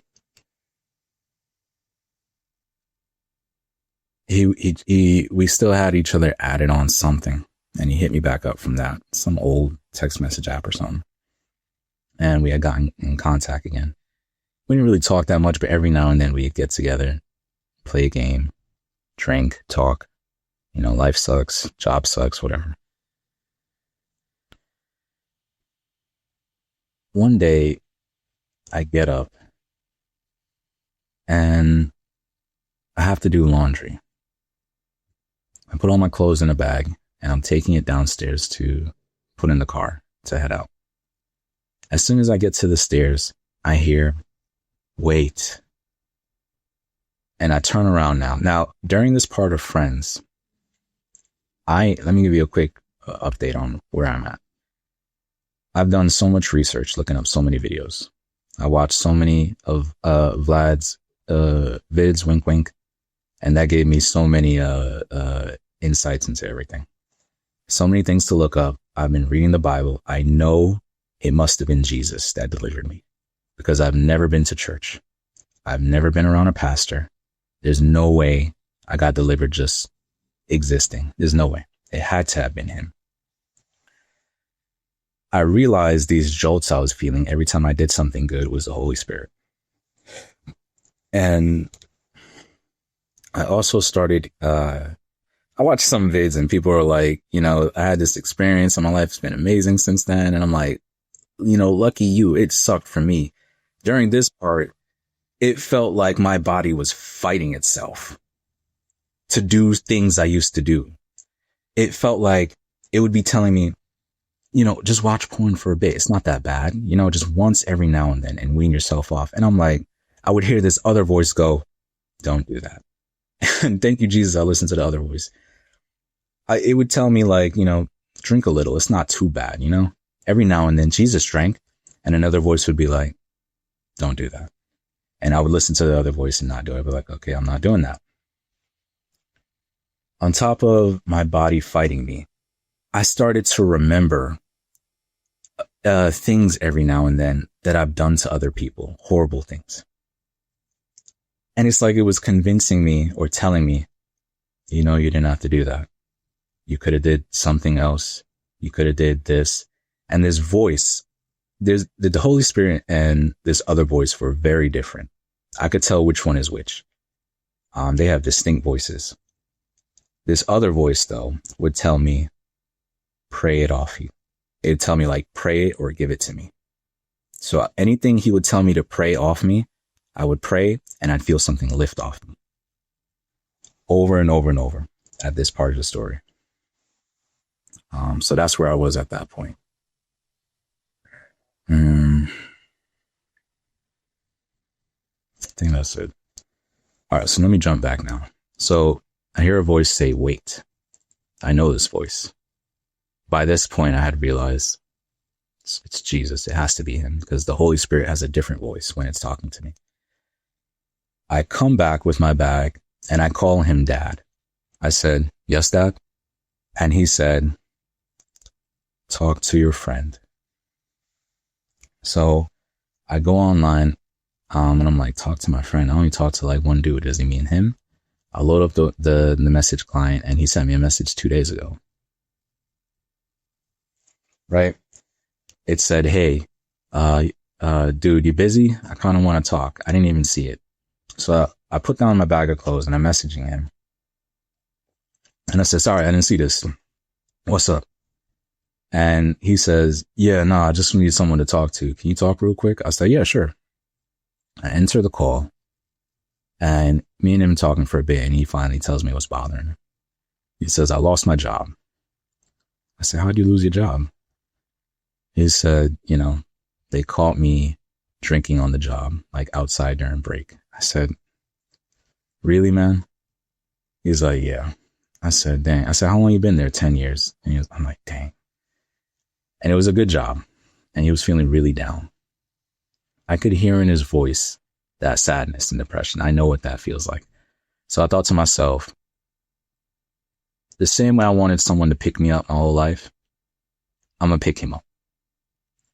So I took off a week to spend with him to try to pick him up. And I'm like, I'll help you with your resume. And while we chilling the whole week, I have a week to burn before my vacation refills at my job. I'll chill with you. We'll get your resume up to speed and, you'll be fine. The same thing my sister kind of told me when I lost that job. It's just a job. I told him, you'll get another one. Don't worry. I'm trying to pick him up. We're chilling. Out of nowhere, he goes, I feel so bad. I kind of want to kill myself. Now, I just told you what happened to me. This hits me with like a fire. I said, no. You're not going to kill yourself. I said, you're not going to do that. I said, you're going to get another job. You're going to be fine. And I start to think to myself, this is a slam dunk moment. Let me talk about Jesus here. I introduce him to Jesus. I say, do you know about Jesus? I know your family goes to church. I said, why don't you try to go to church with them? Immediately, he gets defensive and starts saying, that's not for me. I said, okay. I said, listen, I'm not trying to shove it down your throat or anything, but I know what he's done for me. And I've been in that place before. Why don't you give it a try? He says, nah, it's not for me, man. I said, all right. And he was like, I don't appreciate you trying to, force me to do it. I said, I'm not forcing you. I'm just trying to, I have these text messages from back then. I said, I'm not forcing you to do it. I said, I'm just trying to introduce you to what helped me. And if you don't want to do it, that's fine. He goes, you know what? I'm going to talk to you later. I said, okay. Nothing for the rest of the day. He hits me up the next day and he's going off. He's talking about how his parents gave him a cross that he puts in his car. He don't want it. He's very of the world. He tried everything. I've told him, I was like, you try everything, drugs, women, everything. I said, if nothing's working for you, why don't you give Jesus a try? Just a suggestion. He's going, nah, not for me. He's saying it like it's some type of well, how I felt, you only do this when your life sucks.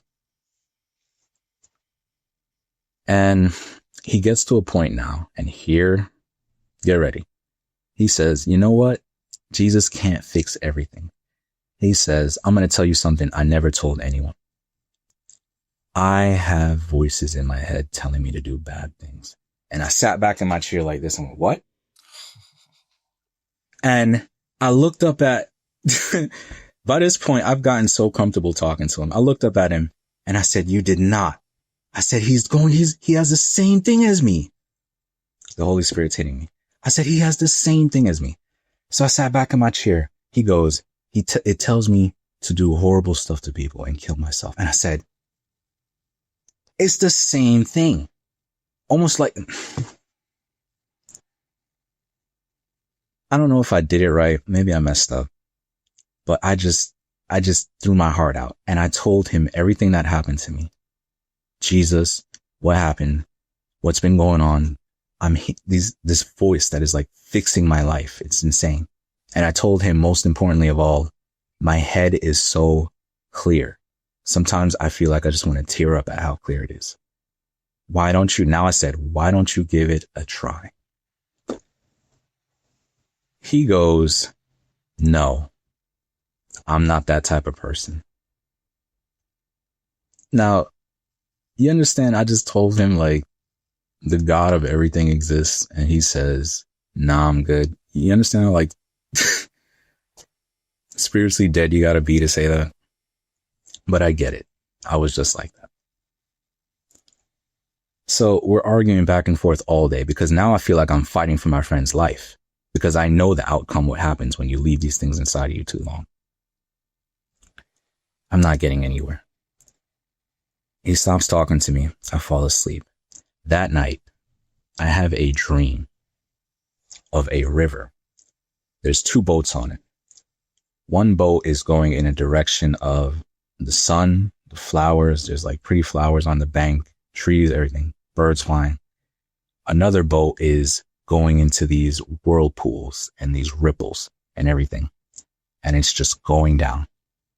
And the dream just ends. I wake up the next day. Now, at this point, I wasn't interpreting these things because I didn't know what was happening to me. I just thought man, I'm really tired.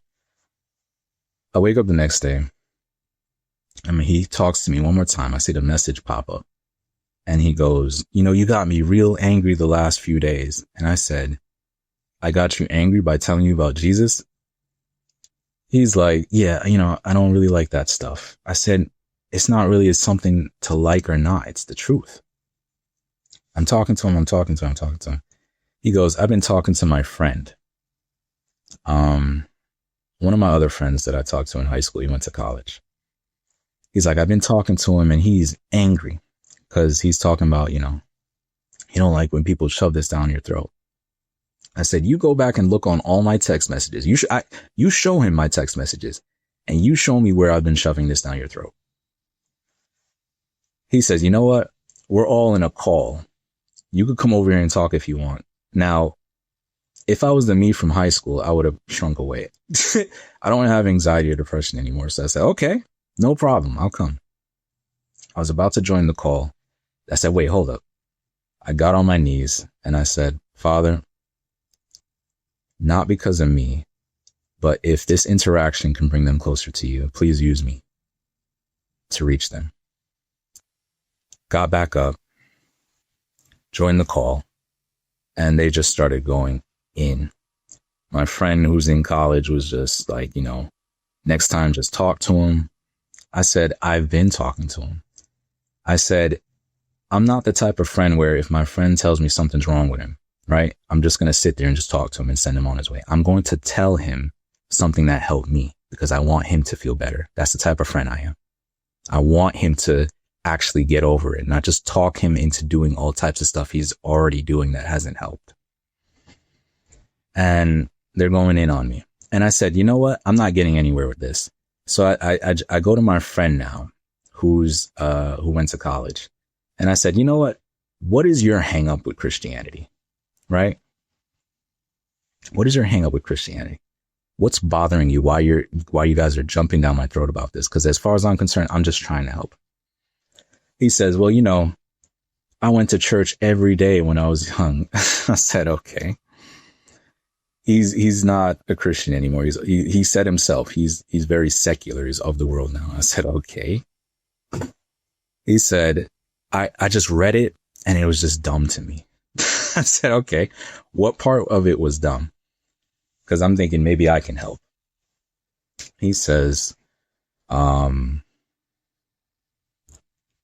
part about God knowing everything, that means nothing matters.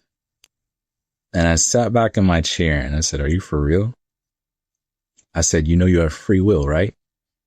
He said, yeah, but he knows everything. So it doesn't matter what I do anyway. And I thought to myself, I said, this dude went to college, and how many people like this walk around today and this is their mindset? Like, just do anything because it doesn't matter. God knows already. So I try to correct it. I'm like, you have free will. He knows every choice you can make, but you still make the choices out of those choices. And I'm explaining to him and he just will not budge. He's like, nope, he knows everything. Nothing matters. Vlad, almost as if Jesus is now, because I had asked him, almost as if he's taking this personally. I start getting this thing in my head of all these lines shooting everywhere. Almost like he's teaching me how free will and timeline works in real time. And I get dizzy because let me tell you, what he was showing me is not easy. The lines were so many. They were curving and spinning everywhere. If he's actually in charge of that, that's insane. I call it timelines. Now, he's telling me there are certain things that have to happen for your salvation. But in between that, your free will is fully respected. So I repeat that to them. I said, there's certain things that have to happen for your salvation, but your free will is fully respected between those lines. You still decide what happens between those lines. They won't hear anything. So I start to draw them what I saw in my head. And I could probably grab it if you want. I'm starting to draw what I saw in my head.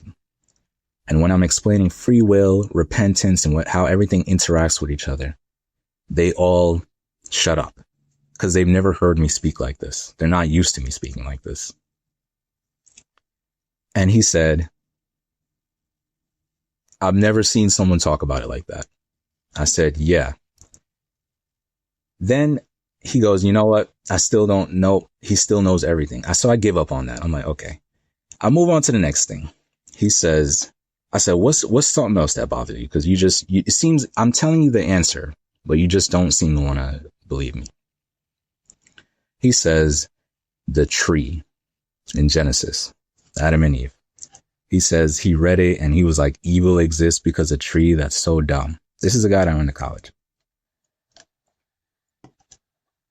So all of a sudden, I know he must have took this personally because they were laughing about it. They were like, yeah, the tree's really dumb. They were all laughing in the call at it.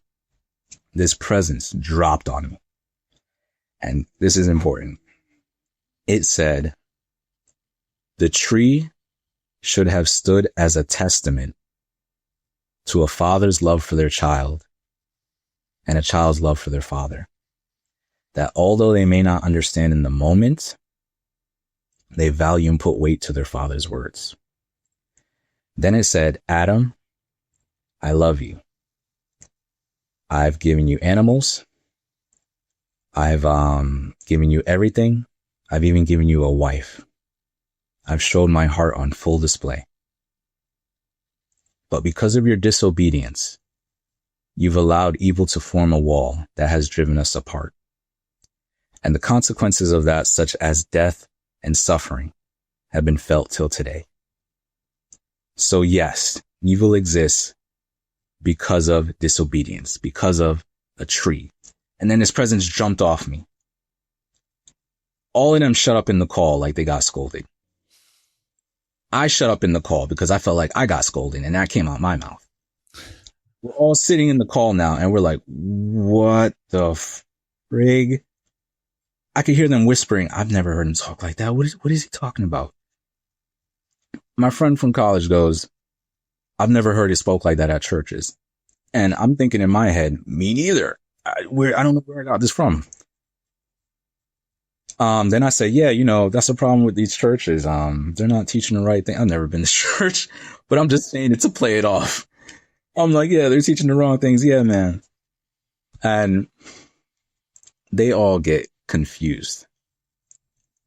And if only they knew who they were speaking to, because it wasn't me. Then I said, they're quiet at this point. My other friend, my original friend, kicks up and he's like, well, you know what?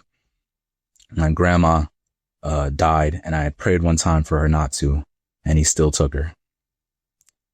I said, how old was your grandma? He said about 80. I'm like, I said, 80? I said, okay, cool, dude. I said, I remember your grandma though. She was a Christian, right? He said, yeah. And I said, dude, she couldn't really walk. She just sat in bed all day. And I said, she did what you believe she did what she was supposed to, right? And he was like, yeah. And I said, what did you pray for? And he said, I prayed that she would live. And I thought, this is like my Kobe moment. I said, okay, you prayed for her to live. She's living forever in heaven. If you do what you're supposed to do, one day you'll be able to see her again. Tell her all the things you experienced. And it won't be under the weight of sin down here no more. Right? They proceed to call me an asshole. They proceed to jump down my throat. How dare you say that? Now, there's something about anger. I feel like it does lower your connection to him, because I started to get angry because I realized at this point, this is not from me. I am not even that far in the Bible. Where does this come from? I start to get angry and I say, hello? And then I started to say, listen, next time when you're arguing, if you're not arguing to have your opinion changed, you're just arguing to try to trip me up to justify why you do certain things, don't even bother calling me next time. Don't even bother inviting me to the call. Right? So I hear something go, apathy because of evil. And I say to them, I said, you guys are apathetic because you've seen a little bit of evil in life. And I said, this mindset doesn't even make sense when I think about it. And I'm guilty of it too. You see some evil, and instead of standing against it, you become apathetic and add on to it. And that's what I told them. And they all just shut up. And I said, listen, Jesus loves you. He died for your sins. Please don't wait too long. I end the call. I haven't talked to them since. And I immediately got on my knees and I said, I'm sorry for getting angry. I hope I didn't mess something up you were trying to do. I didn't hear any response. I said, please forgive me. And I said, I'll pray every day. I pray every day for them. I said, I'll pray every day that they could come to know you like I did. Okay, that's the end of friends. And I realized to myself, I said, I think I put too much stock in friendship. And not that it's bad, but I put too much of my energy into it. I feel like I was chasing it too much. And now I feel fine. I feel at peace in my heart. I don't even understand why I was chasing it so hard. And I finally admitted to myself, maybe I was doing too much. And it was almost like Jesus was saying, these are the people you surrounded yourself with every day. And you say my name once and look how they treat you. So I haven't talked to them since. Now, here's a very important part. I don't know if this matches up scripturally. And I was actually contemplating on leaving a few things out, but I figure I'm just going to say it because it could be important. I go to sleep. And I don't know how long it took. I immediately am somewhere else. I open my eyes and I'm on all fours, hands and knees. I'm looking at the ground and there's this mist on the ground. And not only mist, it looks like it's alive, by the way. It's moving. It's wiggling. It's in the air. It's on the floor. It's everywhere. When I'm looking at this for maybe a good minute, I lift my eyes up, and I see in front of me 2 feet. The skin on his feet did not look like any skin color I've ever seen. It looked like bronze, copper. And I remember saying to myself, it looks like the color of a penny.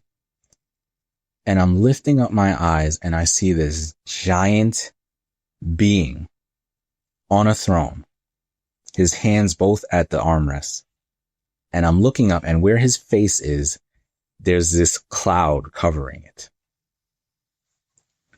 The cloud did not look like the mist. It was covering his face, and I was completely confused. I didn't know where I was.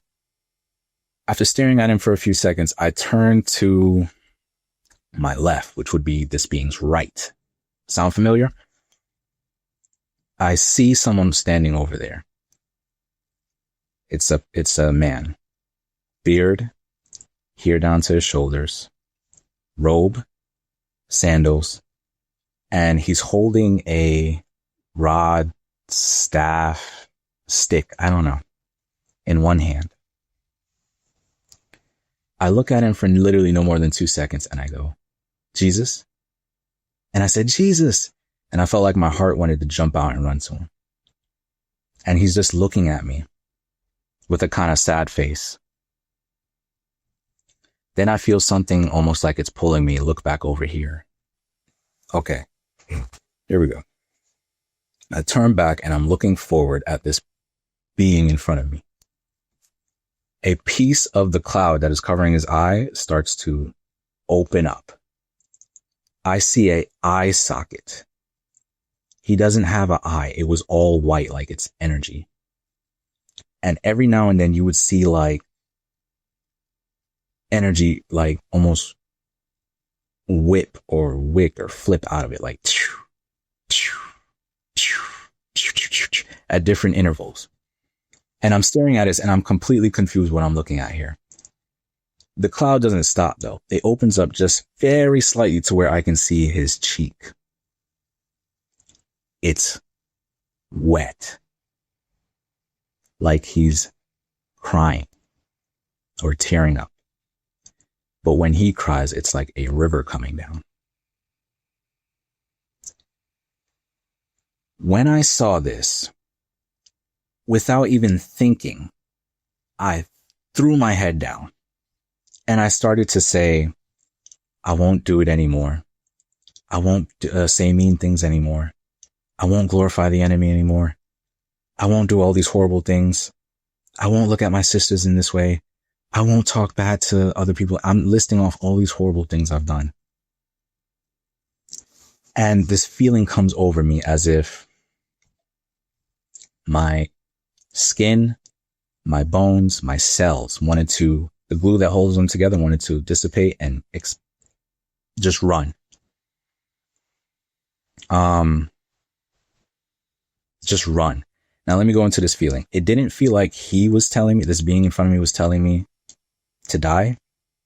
It felt like my body, my cells were talking to each other, and they went in agreement. This is a person you do not bring to this point. You do not upset this person to this level. We have utterly failed in everything. We would like to die. That's what it felt like. It felt like my own body was judging me and telling me telling me to die. Nothing from him. I felt it was nothing from his part. After me pleading about for 5 minutes and not getting anywhere, I turned to Jesus. And Jesus now has 2 hands on this staff. And he's looking at me. And I start pleading with him. And I said, please tell him to stop. In this kid voice, I said, please tell him to stop. Please. I'm begging, please. I can't take it. I can't take him crying anymore. Please. I'm telling Jesus this. My eyes zoom into Jesus's face. On his cheek, he's crying the same way this being. Let me stop calling him this being. It's the Father. Y'all know. It's the Father. The same way the Father is crying, Jesus is crying. It's almost like they're synchronized. And when I see this and I freeze, I just throw my head down because I'm like, I'm not getting anywhere. And I'm like, I'll just accept whatever's going to happen next.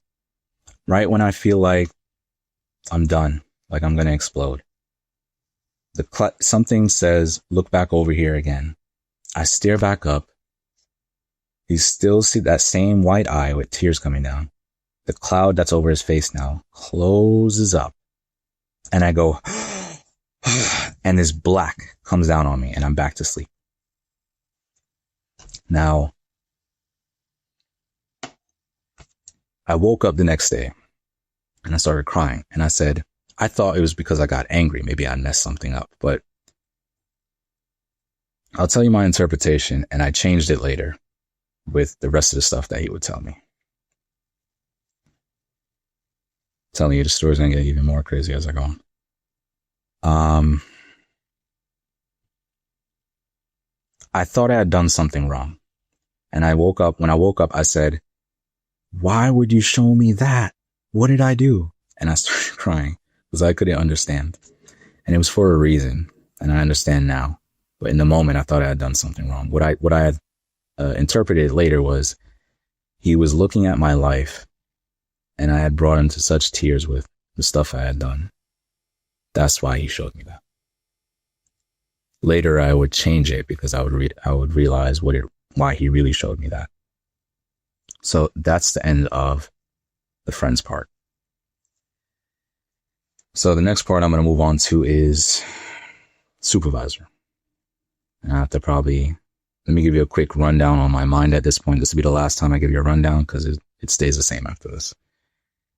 Jesus started to show himself to me at this point of the story.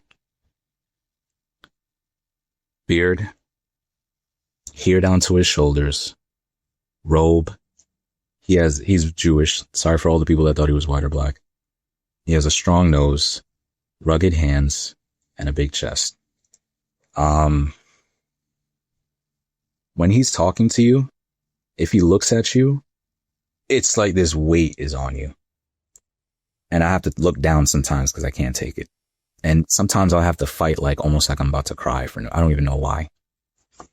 When he talks to you though, he gives you 100% of his attention. Like, let's say you're talking to him. There's a compartment that says Vlad on it. When you talk to him, he gives you Vlad, all of it. And he stares at you. It's a very strong stare when he's talking to you. He would show himself at different parts, mostly just to talk to me. And every now and then he would show himself at a desk. This is going to be very important later. This is one of the things he's warning people about later. And so just keep this in mind when I'm saying it. He would show himself at a desk, writing on these papers, shuffling papers, collecting papers, writing on it, right? And we would talk about different stuff. I'd be at work. He'd be like, you look pretty bored.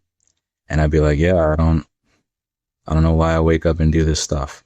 And he would lean over and go, me neither. I don't know why you guys do this stuff every day. one thing which made me laugh, what was it? When I talked to him, this is going to sound weird. It's not like I was meeting him for the first time. It felt like I was remembering him, if that makes sense. When I talked to him, there was no, like when you meet someone new, there's like a warm-up period to feel them out. Like, like when we talked, there was none with that. When I talked to him, it was as if I knew him. He said he would show himself and be like, "Hey, Sam." And I'd be like, "Hey, Dad." Like, it didn't even feel weird. So that's where I was at that point. I was starting to see him. This part of the story is supervisor. This has to do with my job. One supervisor there that I had a hard time with. I have to give you a backstory on the situation so it makes sense. There was one time where I was working. I went to the bathroom and then I walked over.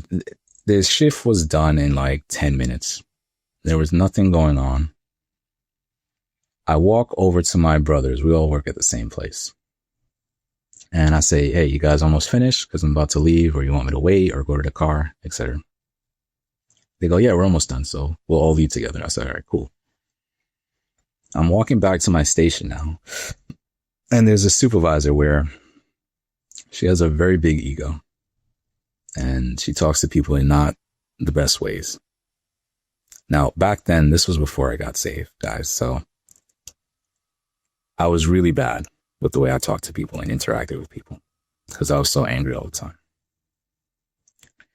She catches me and she goes, "Sam, what are you doing?" I said, I'm heading back to my station. I'm not doing anything. She goes, "Listen, I can't have you walking around. If you keep this up, I'm going to have to discipline you," or something like that. I said, "What?"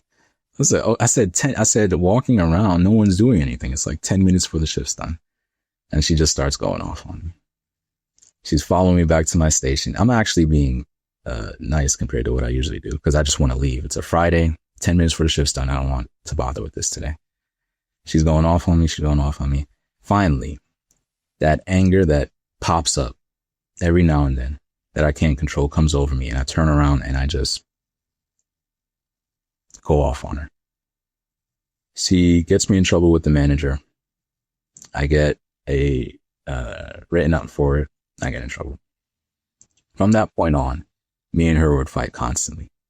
And I would make sure every time I was on shift with her, to make her feel bad. So at this point of the story,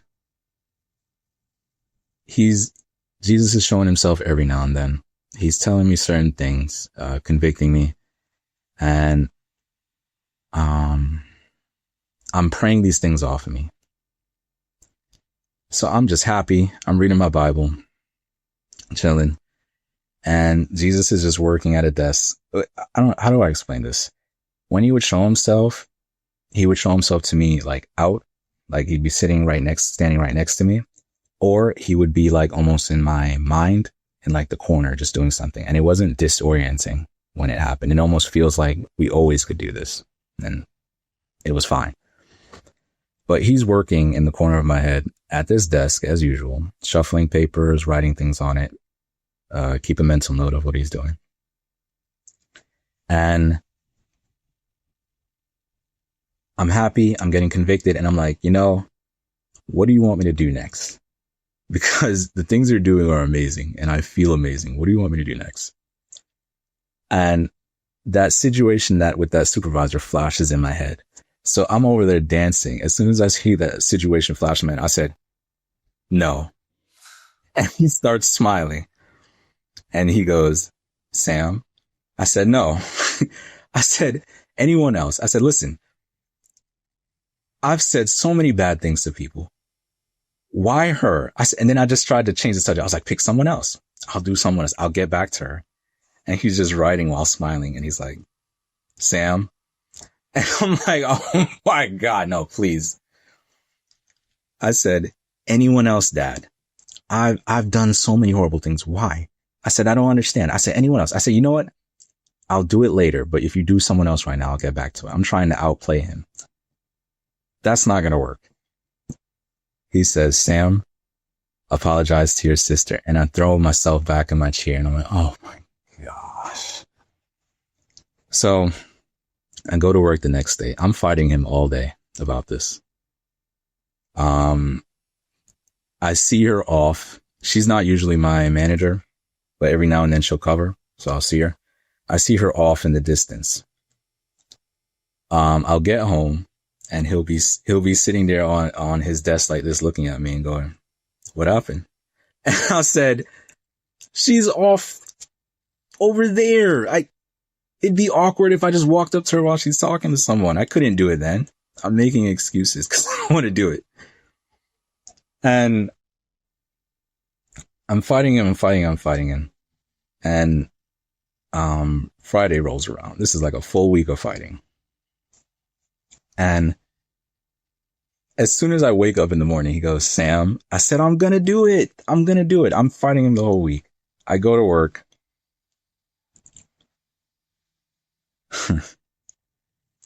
I don't see her.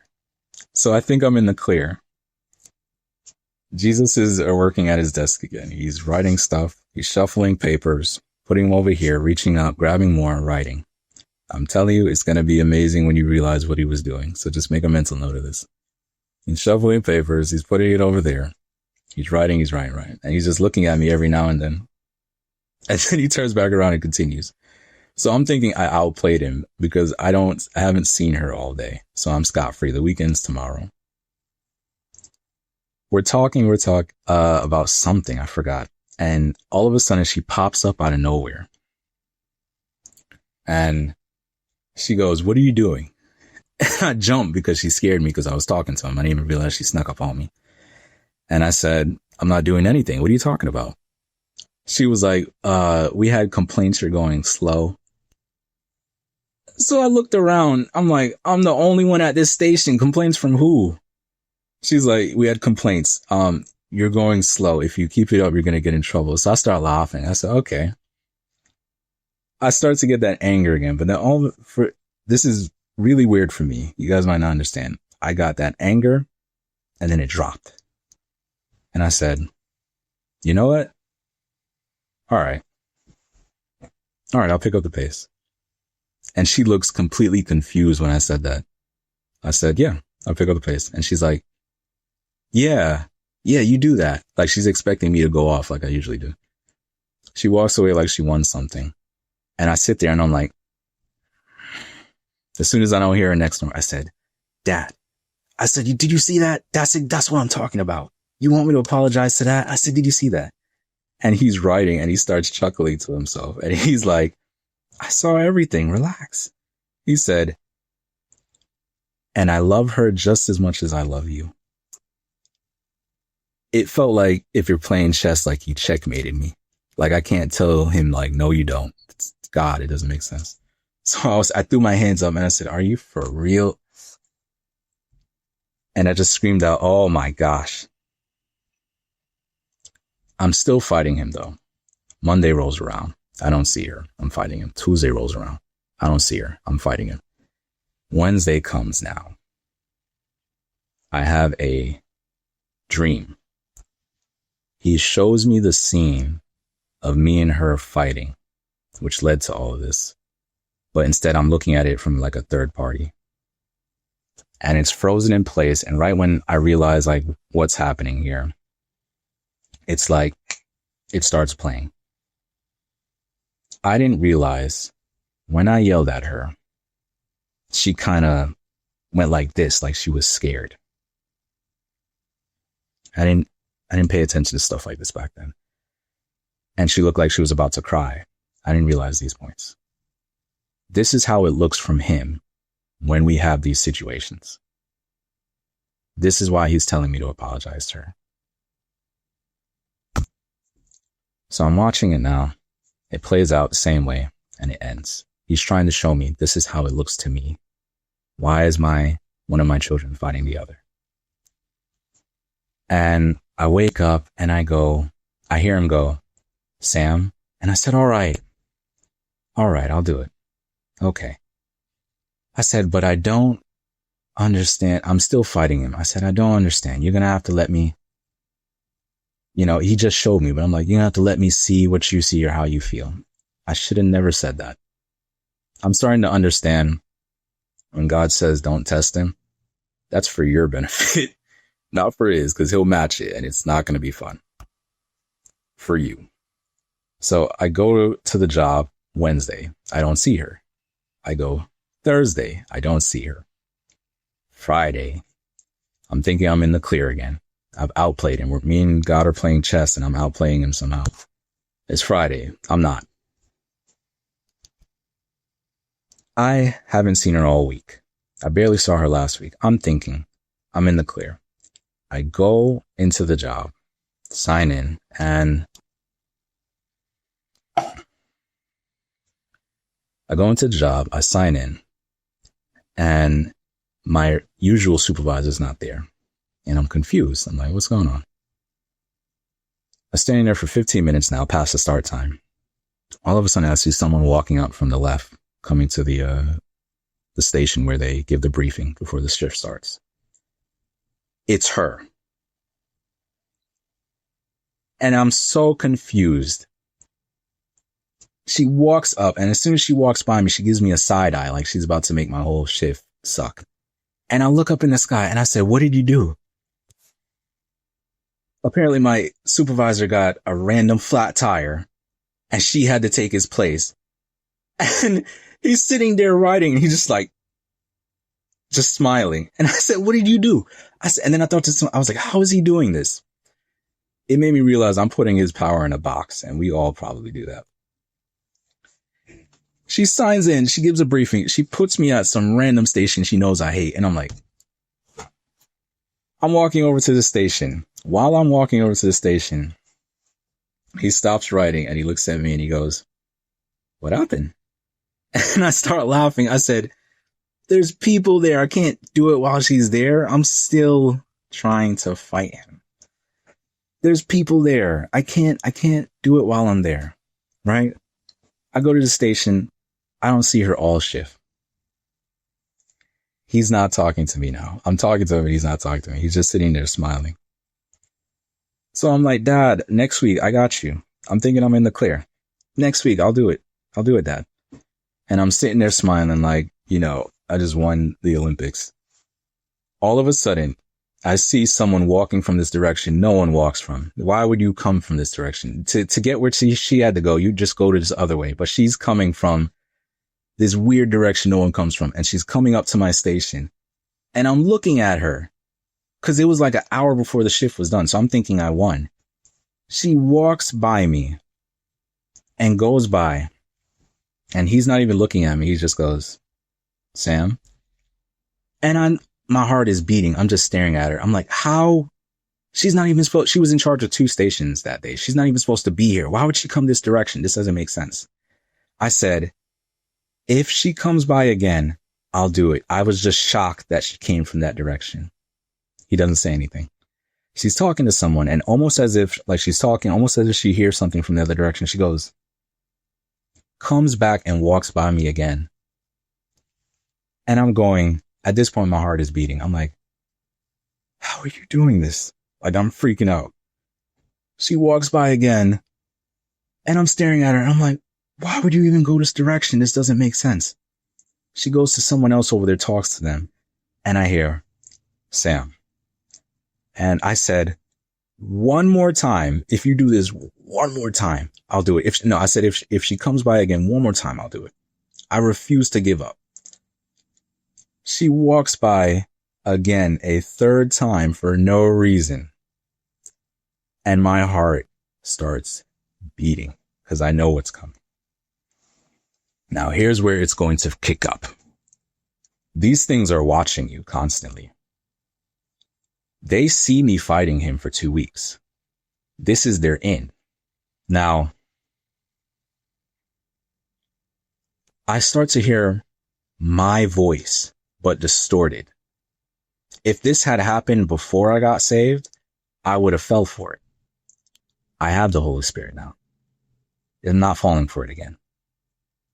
I hear my voice distorted and it starts saying, hey, listen, because they see me fighting him. So now I'm giving them an in. Why am I fighting him so much? They say, hey, listen, every time you try to be nice, it backfires. It gets thrown in your face. And if you try to be nice to her, that's going to make problems for you later. People are going to start to mess with you again. Right? Just finish your shift. Go home. Don't do anything. Just finish your shift. It's the weekend. Go enjoy your weekend. Stop causing problems for yourself. Jesus in my head is like this. And he looks in that direction from where that voice came, as if he's looking at something like, then he turns back to me and he goes, Sam, I can do this all day. You made me a promise. Now do what you promised me. This lightning strike or something hits my heart. Everything starts to go in slow motion. And I realize this is a choice. Am I going to listen to my dad, even though I don't understand in the moment, like he said about the tree with my friends? Or am I going to listen to this voice that I don't know where they came from? Am I going to listen to the snake? Just like Adam and Eve in the garden. I'm sitting there and I'm panicking now because I'm like, I have to make a choice. I'm panicking. I'm like, I don't want to, mess up my reputation. I don't want to have the problems in it. I don't want to have to go through all these people messing with me again. And I'm almost about not to do it. And she walks by and she's almost past me. And I think to myself, but I love my dad more than me being uncomfortable. And I scream out, supervisor. And she gets frightened and jumps and turns around and goes, yes? I said, listen. And I'm like, getting ready. I said, do you remember that time me and you got into it? Because I know that's why she messes with me all the time. And she immediately starts getting defensive and goes, oh, no, I don't really. I said, okay, hold up. I know. I understand. Just hear me out. I'm sorry I yelled at you. When I said that, the look on her face, I'll never forget it. She just started staring at me like a deer in the headlights. Because if you knew me, that's not something I do. She's staring at me like deer in the headlights. She even asked me, she said, are you okay? I said, I'm fine. Just hear me out. Listen, I'm sorry I yelled at you. It's not right. And you're just doing your job. I shouldn't have done that. Jesus, floats out of nowhere in a ball of light, right? Then he appears and he's standing there. He's like, for me, he's like 6'1". I could be off. He's standing there with his hands on his hips and he's looking at me and he goes, go on. I didn't raise you like that. And I'm like, you didn't raise me like that. What are you talking about? And I looked at him and I saw his face was serious. And I was like, I wasn't raised like that. I'm so sorry. I shouldn't have done this. Like a parent was like scolding their kid for like yelling at someone at school. I said, I'm sorry. I shouldn't have done that. I wasn't raised like that and it wasn't right. And she's at a loss for words because I'm the last person to do this. And she goes, oh, yeah, no, okay. The job, it affects us all in some way. So, I said, yeah, okay. She goes, all right, but let's just do what we have to do and get out of here. But before she walks away, she goes, thank you. And she leaves. Now, I wasn't looking at Jesus. I was looking at her. I was going to leave this part out, but I'm going to say it. When I looked at her, this feeling came over me. This baseline love for her, which I couldn't explain. Now, before you guys jump off to the conclusions, because I know how your guys' mind work, like relax, I'm going to explain. Jesus had left.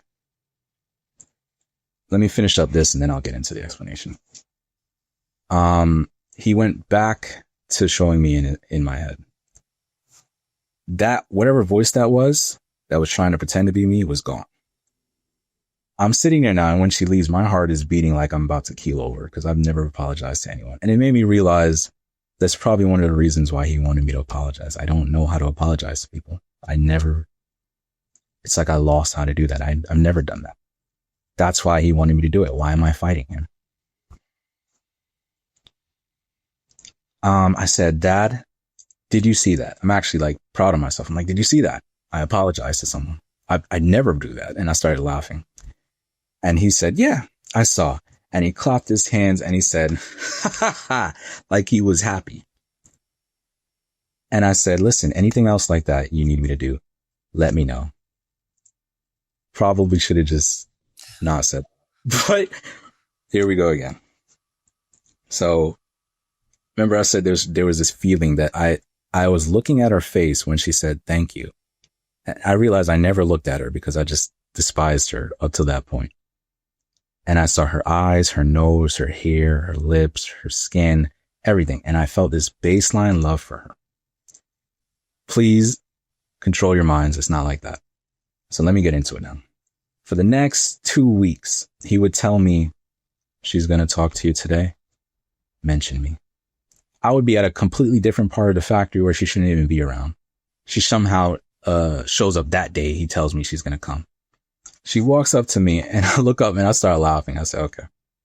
He told me when I saw her that day to mention him. So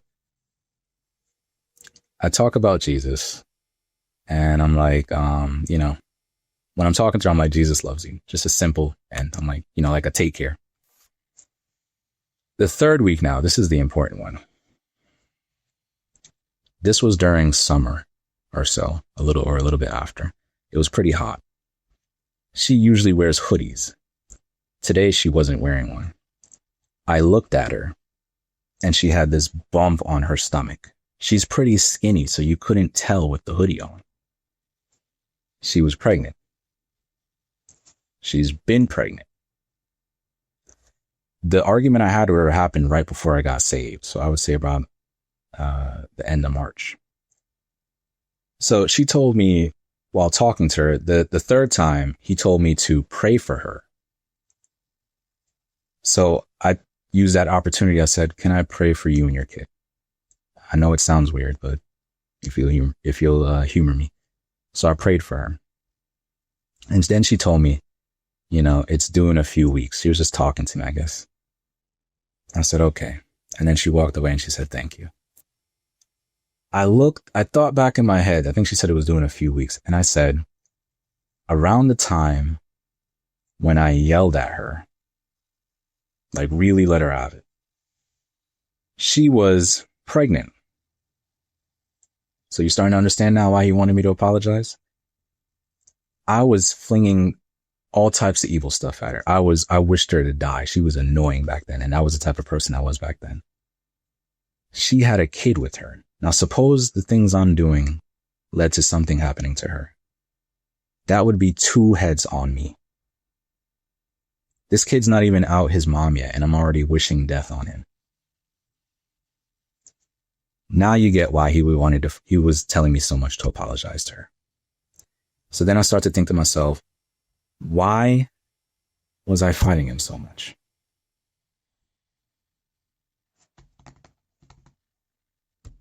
Starting to make sense? So this feeling now, let me get into this. After all this was done, I didn't really see her too much anymore, but this feeling, every time she would appear in my peripheral vision, it's almost like my head would magnetize towards her and I'd follow her.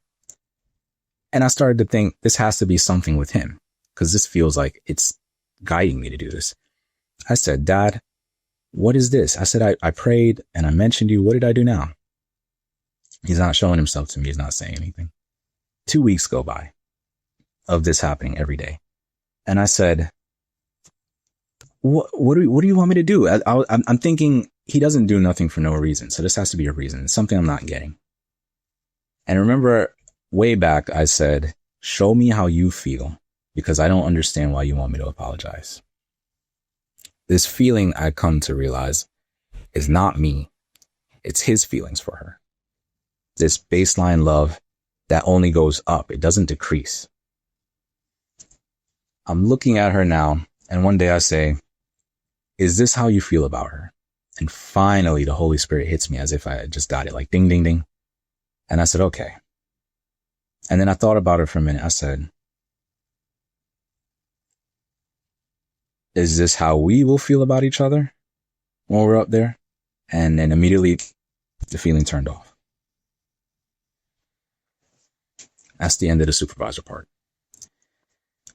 One thing at the end that happened afterwards was I was praying one day, and I had gotten so good at praying. I prayed for all types of stuff. I was trying all types of ways to pray, right? And I was saying a prayer. The prayer was coming out like song. It's like this presence hit me, and I was saying the prayer like it's a song. And I'm dancing while saying it like this, like dancing left to right while saying the prayer. Jesus is working at a desk, writing, shuffling papers, putting one over here, putting one over there, shuffling papers, writing.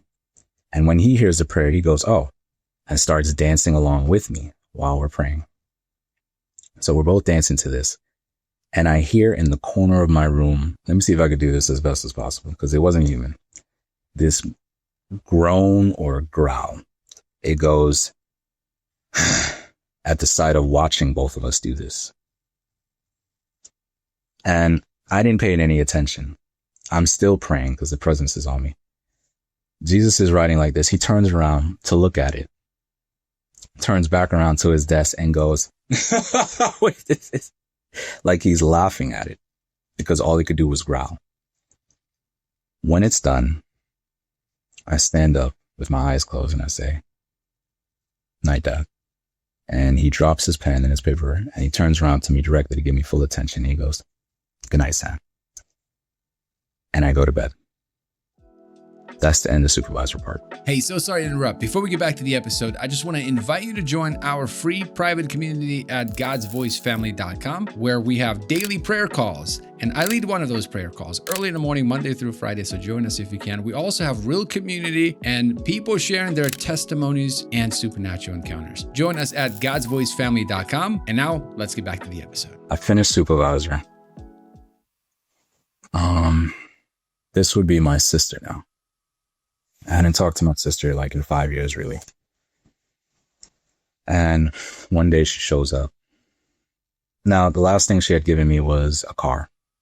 Remember I told you when my mom passed away, my credit, my identity got stolen. My credit's been shot, so I can't take out a car myself. So she gives me the old car and takes that one for herself.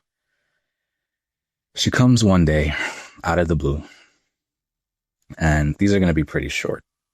But if you can't tell, he's going one by one in my life and fixing things. My sister shows up out of the blue and she goes, you know, I need the car back. You guys don't even check on me. You guys don't even need me. But I need my car back and you guys take out your own. And it's a whole big argument. And I think to myself, I'm like, what is wrong with her? Why is she doing this? And I hear Jesus go, it's because of all the things she did. She took care of you guys for so many years. She took care of her mom. And you guys didn't even check up on her. You just left her. She feels abandoned. And then he said, you know what you have to do. Apologize to her. And I looked at her, and even though every bone was fighting me, I just said, I have to listen to him more than I listen to myself, because he does know what's best for me. I've seen it firsthand. So I just said, listen, I'm sorry. I'm sorry. We should have checked on her. And she starts crying. And she's like, you guys didn't even know if I was dead or alive or anything. And she was like, what did I do to you? And it's true. We should have checked on her. Me and her make up. We talk every day now. And she puts me on her insurance because she's like, it could help lower the money just for a bit to help you guys out. Because we work together, insane to me, it lowered it by like $200. So we all pay less and we all split it, save money. Now, if I hadn't listened to him, I'd be paying that single insurance by myself instead of splitting it and saving money. It's very short. It's just showing you he brought my sister back to me and fixed that relationship that I didn't have anymore. Now let me move on to my father. Where do I start with this? My sister calls me one day and she says, your uncle died. And I'm not going to lie. I like that. I like that uncle. He was very nice to me. He always told me, you're a very smart kid and, you should go to college for something like this and that and you'll be fine. And I really liked him. He brought me stuff a lot. He died. And that was my dad's brother, of course. So my dad was really down because his sister had passed away.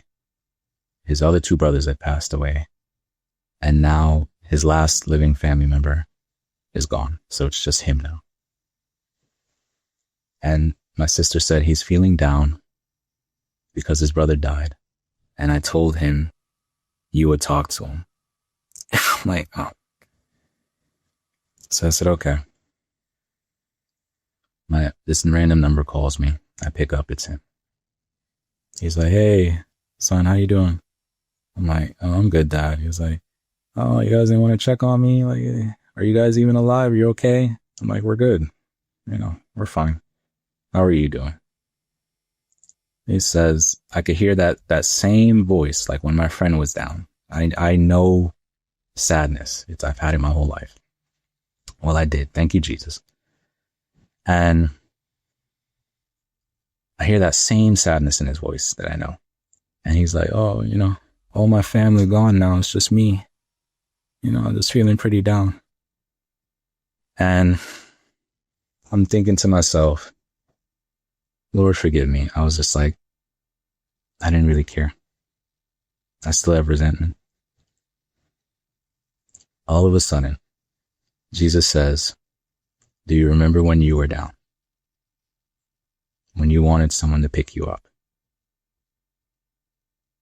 Would you inflict that kind of pain and people kicked you down? Would you inflict that kind of pain on someone else now? And I said, no.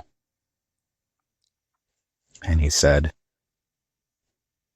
you know what you have to do. I said, okay. I said, listen, Dad, he may not be here now, but where he is, he was Christian. We can't even fathom it. And I said, you should take this as maybe like, a lesson. Everyone's time is going to be due down here sooner or later. So just make sure you're right with God before that happens. Right? And you'll get to see him again. Simple. And you could hear his voice lift up at that. But he's shocked because, like I said, I don't know if I've done a good job of conveying it. I'm the last person that I should be saying these type of stuff. Showing that he really does like rear around the car for his most knucklehead kids. But he looks at me and he looks at me. He goes, I've never heard you talk like that before. And I said, yeah. And he said, you believe in God? I said, yeah. Like, if only you knew. I said, yeah. And he goes, that's good. He said, I never heard you talk like that. And,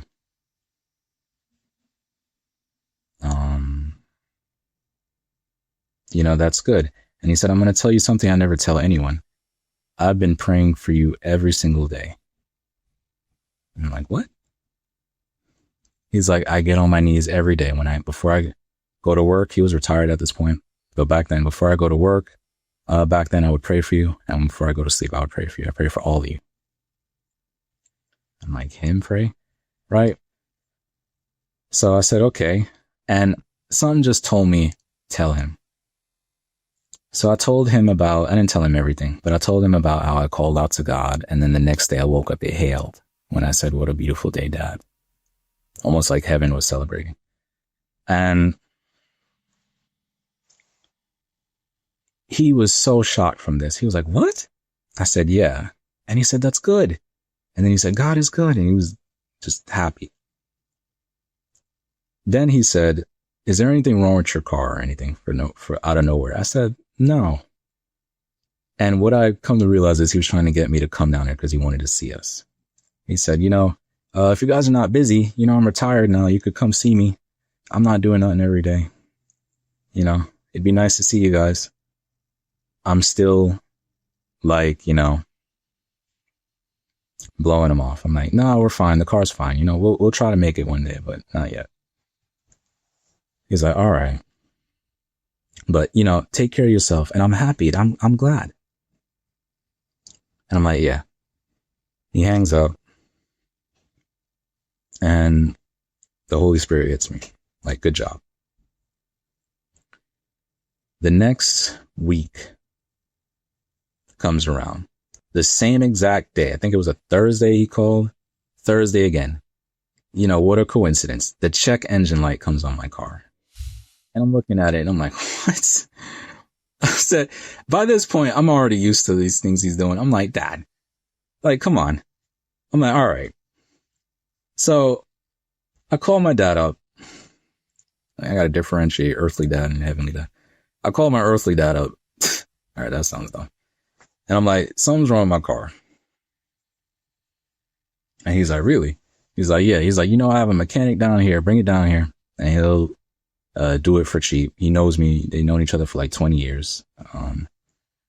He'll do it for you. I said, okay. So I took my time, took it down there. Apparently my muffler just got punctured out of nowhere, even though I don't really go outside the house that much, which is insane to me. The guy cut it in half, and then my dad paid for half of that half, so I didn't pay anything. Dad spent the whole day taking us out to eat, hugging my brothers, me, and then talking to us, showing us his church, everything. And by the time it was done, and he talks to me from this day forward, right? He messages me every day. I have like 500 notifications on my phone. It's insane. And I got home one day. I got home after this and I sat home and I'm like, the person that I resented doesn't even exist anymore. The way he talks, everything he does, where am I even pouring this hate into anymore? It's not going anywhere. I don't know what to do. And I looked up in the ceiling and I said, I don't know what to do. And I heard Jesus say, let it go. Pray to me, let me take it from you. So I did that for a good week, fasting, everything. And I felt that hate. I haven't felt it till today. Just gone. Never felt it again. So here comes the big part. Now you might be thinking to yourself, this story sounds absolutely bananas. Like, do we believe him? The stuff he's saying is very strong. And I would tell you, good question. Because I believe that too. At this point, I'm even up to this point, even when me talking to him and I'm hearing these voices and I'm seeing him, I thought to myself, I probably need to be medicated. But no, I'm like, I'm not sure if this is still real. I'm still doubting, right? And it seems like he knows this. So I'm like, I'm still not sure if this is real. Buckle up. My sister calls me one day. I missed the first call. I call her back. She goes, "Oh, you didn't hear me calling you?" I'm like, "Yeah, I called you back. What happened?" Like, she sounded frantic, like something was wrong. She says, I'm at work right now. Give me 1 minute. Like, she wanted to go to a location where she could talk. She was like, "All right, you listening? Am I on speakers?" I'm like, no, you're good. Go on. She goes, "Listen, Dad had a dream. Here we go. In this dream, listen up. He's in this beautiful field. Off to the side is his father, who died when he was young. Out of nowhere, I walk up to his father and pick him up in the air with both my hands and put him down.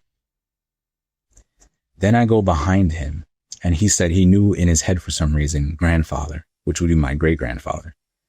I'd pick up him as well in the air and put him down.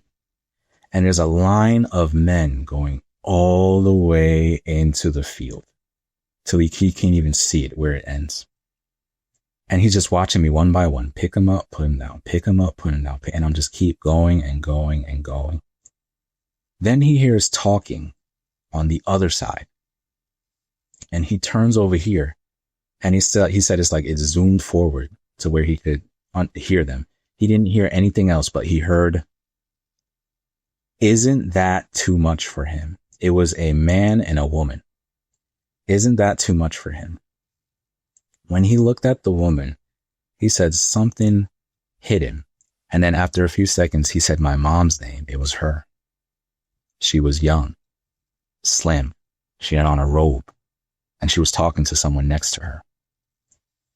And the Holy Spirit's hitting me right now. Y'all know who the other person is. He turns to my mom and says, "No, you can handle it."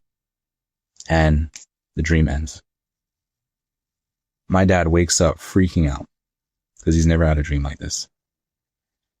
So my doubt, to cure my doubt, he's now sent. You might be thinking, because I'm telling you everything from my perspective, maybe what I would rationalize it was maybe he did deliver me, but maybe the rest I'm imagining, right? Maybe I'm just imagining it all. But what would stop me from thinking completely that it wasn't him was what I call the cornerstone of my faith. I don't have anxiety anymore. I'm not a nervous wreck anymore. I don't have depression anymore. I feel like getting out and doing everything. I don't have these voices in my head, no porn, no alcohol, and so on and so forth. Why? I can't ration this away. When she told me that, let's snap back now. She told me this. My heart is racing because now I've realized now it's not just me. It's going to people outside of me are seeing things about me, and it's coming back to me. Almost like he's trying to say, "You're not going to rational me away. Like pretend like I don't exist like everyone else down here." My sister says, "Do you know what this means?" I said, "No."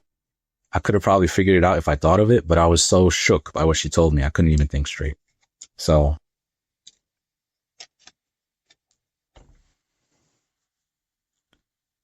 she goes, "Okay, well, I just wanted to let you know," because he was pretty freaked out about it. Since then, he sends me like Jesus messages every day, which is, I gotta tell him to stop. But she hangs up, and I sit in my room now. I'm like this, and I'm just freaked out. I'm like, what? I don't know what that means. When I said I don't know what that means, I hear, a voice, Jesus. He goes, "You're uplifting your bloodline, what the men in your family couldn't do for generations." I jump up off my chair, and I said, "What?" I said, "What do you mean by that, Dad?" I said, "Wait, I thought you were just helping me to get better or something." And now the doubt in my heart is completely left too. I said, "I don't know what that means." I said, "That sounds big." I said, "What do you mean by that? Would you?" And then it started to hit me, like, in the Bible and even on your channel, he doesn't hang around people like this unless he needs them to do something this long.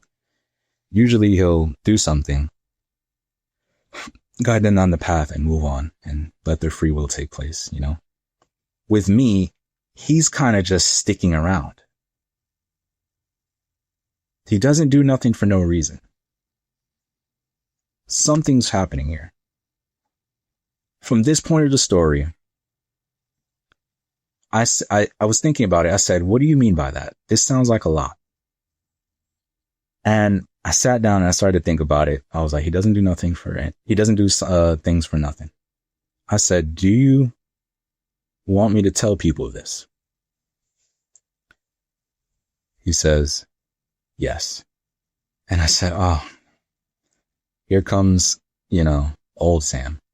I said, Dad, I'm not the best speaker. And people know me. Like the minute I start talking about God, they're going to be like, yeah, right, that guy. Why me? Do you want me to tell someone else and they say it? I'm starting to know how Moses felt. I'm panicking. I'm like, I don't want to do it. It's too much. And he says 2 words. He says, Sam, please. Whatever feeling I was feeling just dropped off me. And I said, no. I said, hold up, please don't ever say please to me again. I said, you never have to tell me please. If you want me to do something, I will do it. Period. I said, please don't do that again, because that hurt my soul. I said, all right, I'll do it. And he said, thank you. And here I am. So now, you guys, from that moment forward, I had to go back and remember all these things he's done for me. And from that point forward into the future, I had to make mental notes and remember everything he's telling me. I'm guessing to relate to you guys. And I'm guarantee you, when I get further and further, everything's going to start to fall on. It's the way he does things. I realize he's a very multifaceted individual. The way he does things, it's for multiple reasons, not just one thing. And as I get further in the story, you're going to start to see the puzzle pieces connect with everything. And it's going to be like, dude, he's a joy to be around. Anyway, I'll wait till you guys meet him. It's interesting. We're almost nearing 4 hours. It's like 4 hours of gold. This is going to be a record-breaking episode. I've never interviewed anyone over 3 hours, but it's like 4 hours of nuggets. This is only the main testimony. I have a bunch of stuff I have to tell you guys. I would say I'm only telling you the main testimony now because I need you to understand later when he starts talking about stuff. The stuff later I have, Vlad, I almost was not going to even say because of how out there it is. He was telling me things. Well, Sam, we're gonna have to do a part 2 for sure. What are you doing tomorrow? Nothing. Let's do a part 2 tomorrow, but let's jump around with the first part. First of all, such a great communicator. It's shocking to hear that you almost talked yourself out of it. I could barely speak before. Can you imagine? That is, to me, I haven't heard an I haven't heard an you were so clear and so well prepared. I've never had anyone on the show to have my attention for this long. We had to take 2 bathroom breaks back and forth, and that was just, I'm running out to go run to the bathroom and tell my wife. Next time we do this, I'm gonna have to take like 3 water bottles. Good. I always tell my wife, I'm like, man, the conversation I'm having right now is gold. I gotta go. I gotta run. Quick. She's like, who are you talking to?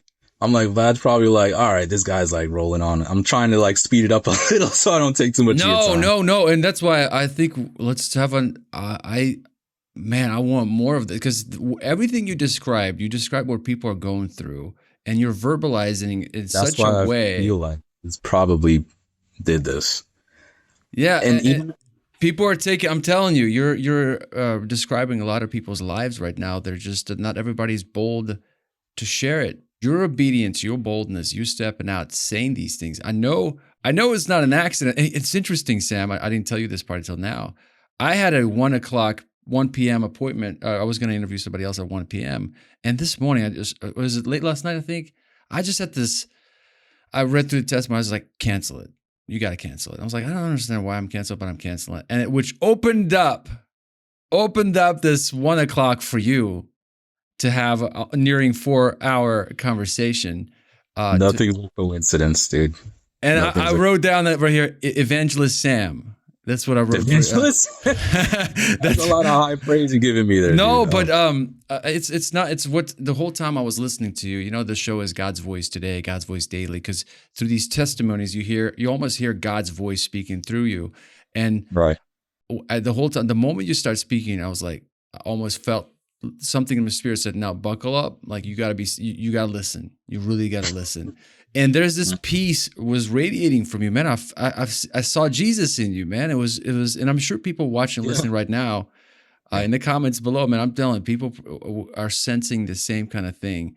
And man, anyway, so I have somebody coming up here in an hour or so, but I would love to have a part 2. And to go like so anything before we get to part 2, and I have so many questions. My gosh, I have like 3 pages of questions. We'll jump around, and I'm tempted to ask them now, but I think it's probably going to be better. I'm going to save them in a document somewhere so we can jump around. But how about this, Sam?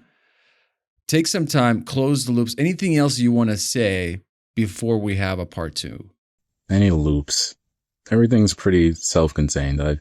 There's a few questions I don't want to spoil because I want you to go through that moment like me when you get to the later parts. But if you guys think now is pretty crazy what I've been experiencing, for 7 months, I've been having over and over these things. And by the end of this main testimony part, you're going to be like, whoa. When I get to the second part though, and these are warnings and things he's trying to tell people down here. And what really happened to me during this story, I literally would see like why he did certain things at certain parts of the story because he wants me to relay it to people. I'm really hoping I have enough courage to not mess it up and say it properly because it seemed important and it seemed like a warning for what's hopefully, What a tease, Sam. And I'm, as you're saying this, I'm tempted. I'm thinking, should I just publish this one as is, part 1? Or should I just combine them both together as we record tomorrow and just combine both together, release them this weekend, make it like, I don't know, 8-hour episode, like a record-breaking episode. But I think this is one of these episodes where people will be going back to rewinding because I during the whole conversation, I asked myself, how do I feel about what I'm hearing? And man, the only thing I just thought to myself was like, man, I am gonna drop to my knees at night near my kids, like next to their rooms. And I'm going to plead mercy over them just like Sam did. Like everything you've shared, I'm like, oh my goodness. Just wanted to weep because it's so God-ridden all over it. Like you just sense it. Like this was very special. I'll never forget this conversation. I didn't even catch some stuff until I've been practicing this for 2 months because I figured it's too important for me to mess up. There's certain stuff I didn't even realize. And I understand why he told me don't write this down, say it from the head. Because if I write it down, like I said, I'm going to miss finer details. When I say it in my head, I actually put myself in the situation and remember things. I would say when people listen to this, listen to it over. You might catch stuff even I didn't catch. Absolutely. Well, and I think there's a book in the making, if not a movie. I think that you should, at some point, should sit down and try to write everything on a piece of paper, because I think as you start writing, even more juice will be coming out. And this was probably going to take you months to do, but I think it'll be worth it to have a book with that as well in the future, because there's so many nuggets, so many takeaways. I mean, my goodness, to go from where you were to where you are now, what a miracle. Ultimately, I just want to glorify him. I don't want any fame. I don't want any notoriety. I rather just, you guys don't even look at me, don't even research anything about me. Focus on him, because from what I'm going to tell you over the course of this, a lot of stuff down here is not important. Focus on him. That's all I'm going to say. Man, you can't leave like that. I want to dig deeper. But, well, I tell you what, Sam, we'll continue this tomorrow. I have a couple interviews lined up tomorrow, but I'll shift things, rearrange things, and we'll keep this conversation going. If not tomorrow, we'll figure something out. But Sam, thank you so much. Part 1 has been amazing. Part 2 is going to be even better. So I'm looking forward to it. Thank you so much. I have a ton of questions, but I'll save them for part 2. Maybe there'll be a part 3, and maybe we'll even go live and do like a live Q&A session with everyone as well. So everyone watching and listening, as you watch part 1, I'm not sure if I'm going to combine them together or not. But if you're watching part 1, I want you to go ahead and leave comments below, any questions that you want me to ask Sam. And who knows, this could be an ongoing part 2, 3, and 4. Maybe this will be, after all these episodes, you can just have somebody transcribe them and have a book. You know what's insane? I actually cut out a lot to shorten it because I realized, oh man, this is going to go on way too long. Like I actually thought I would get through this part in 2 hours. So wow, I love it. This is a record-breaking episode. I'm looking at my time, and we did take a few breaks here and there to run to the loo, to the bathroom. But it says 3 hours and 48 minutes that it has been recording, and I don't think I've ever recorded an episode over nearing 4 hours of gold. Sam, we'll stay in touch. Thank you so much. I'll let you rest up, and man, we'll reconnect either tomorrow or the day after. I'll definitely reach out. But thank you so much. This was awesome. Hey, thanks for watching. This was part 1 of Sam's story. Part 2 and 3 are currently still in the edit. However, if you don't want to wait and you'd like to read the transcript from the upcoming parts, you can download them right now at godsvoicetoday.com/Sam. And if you're watching this in the future and the next part is already live, you should see it popping up on the screen right now. If you don't see it, check the description below. Either way, thank you so much for being here. Thank you for watching, and I'll see you in the next episode.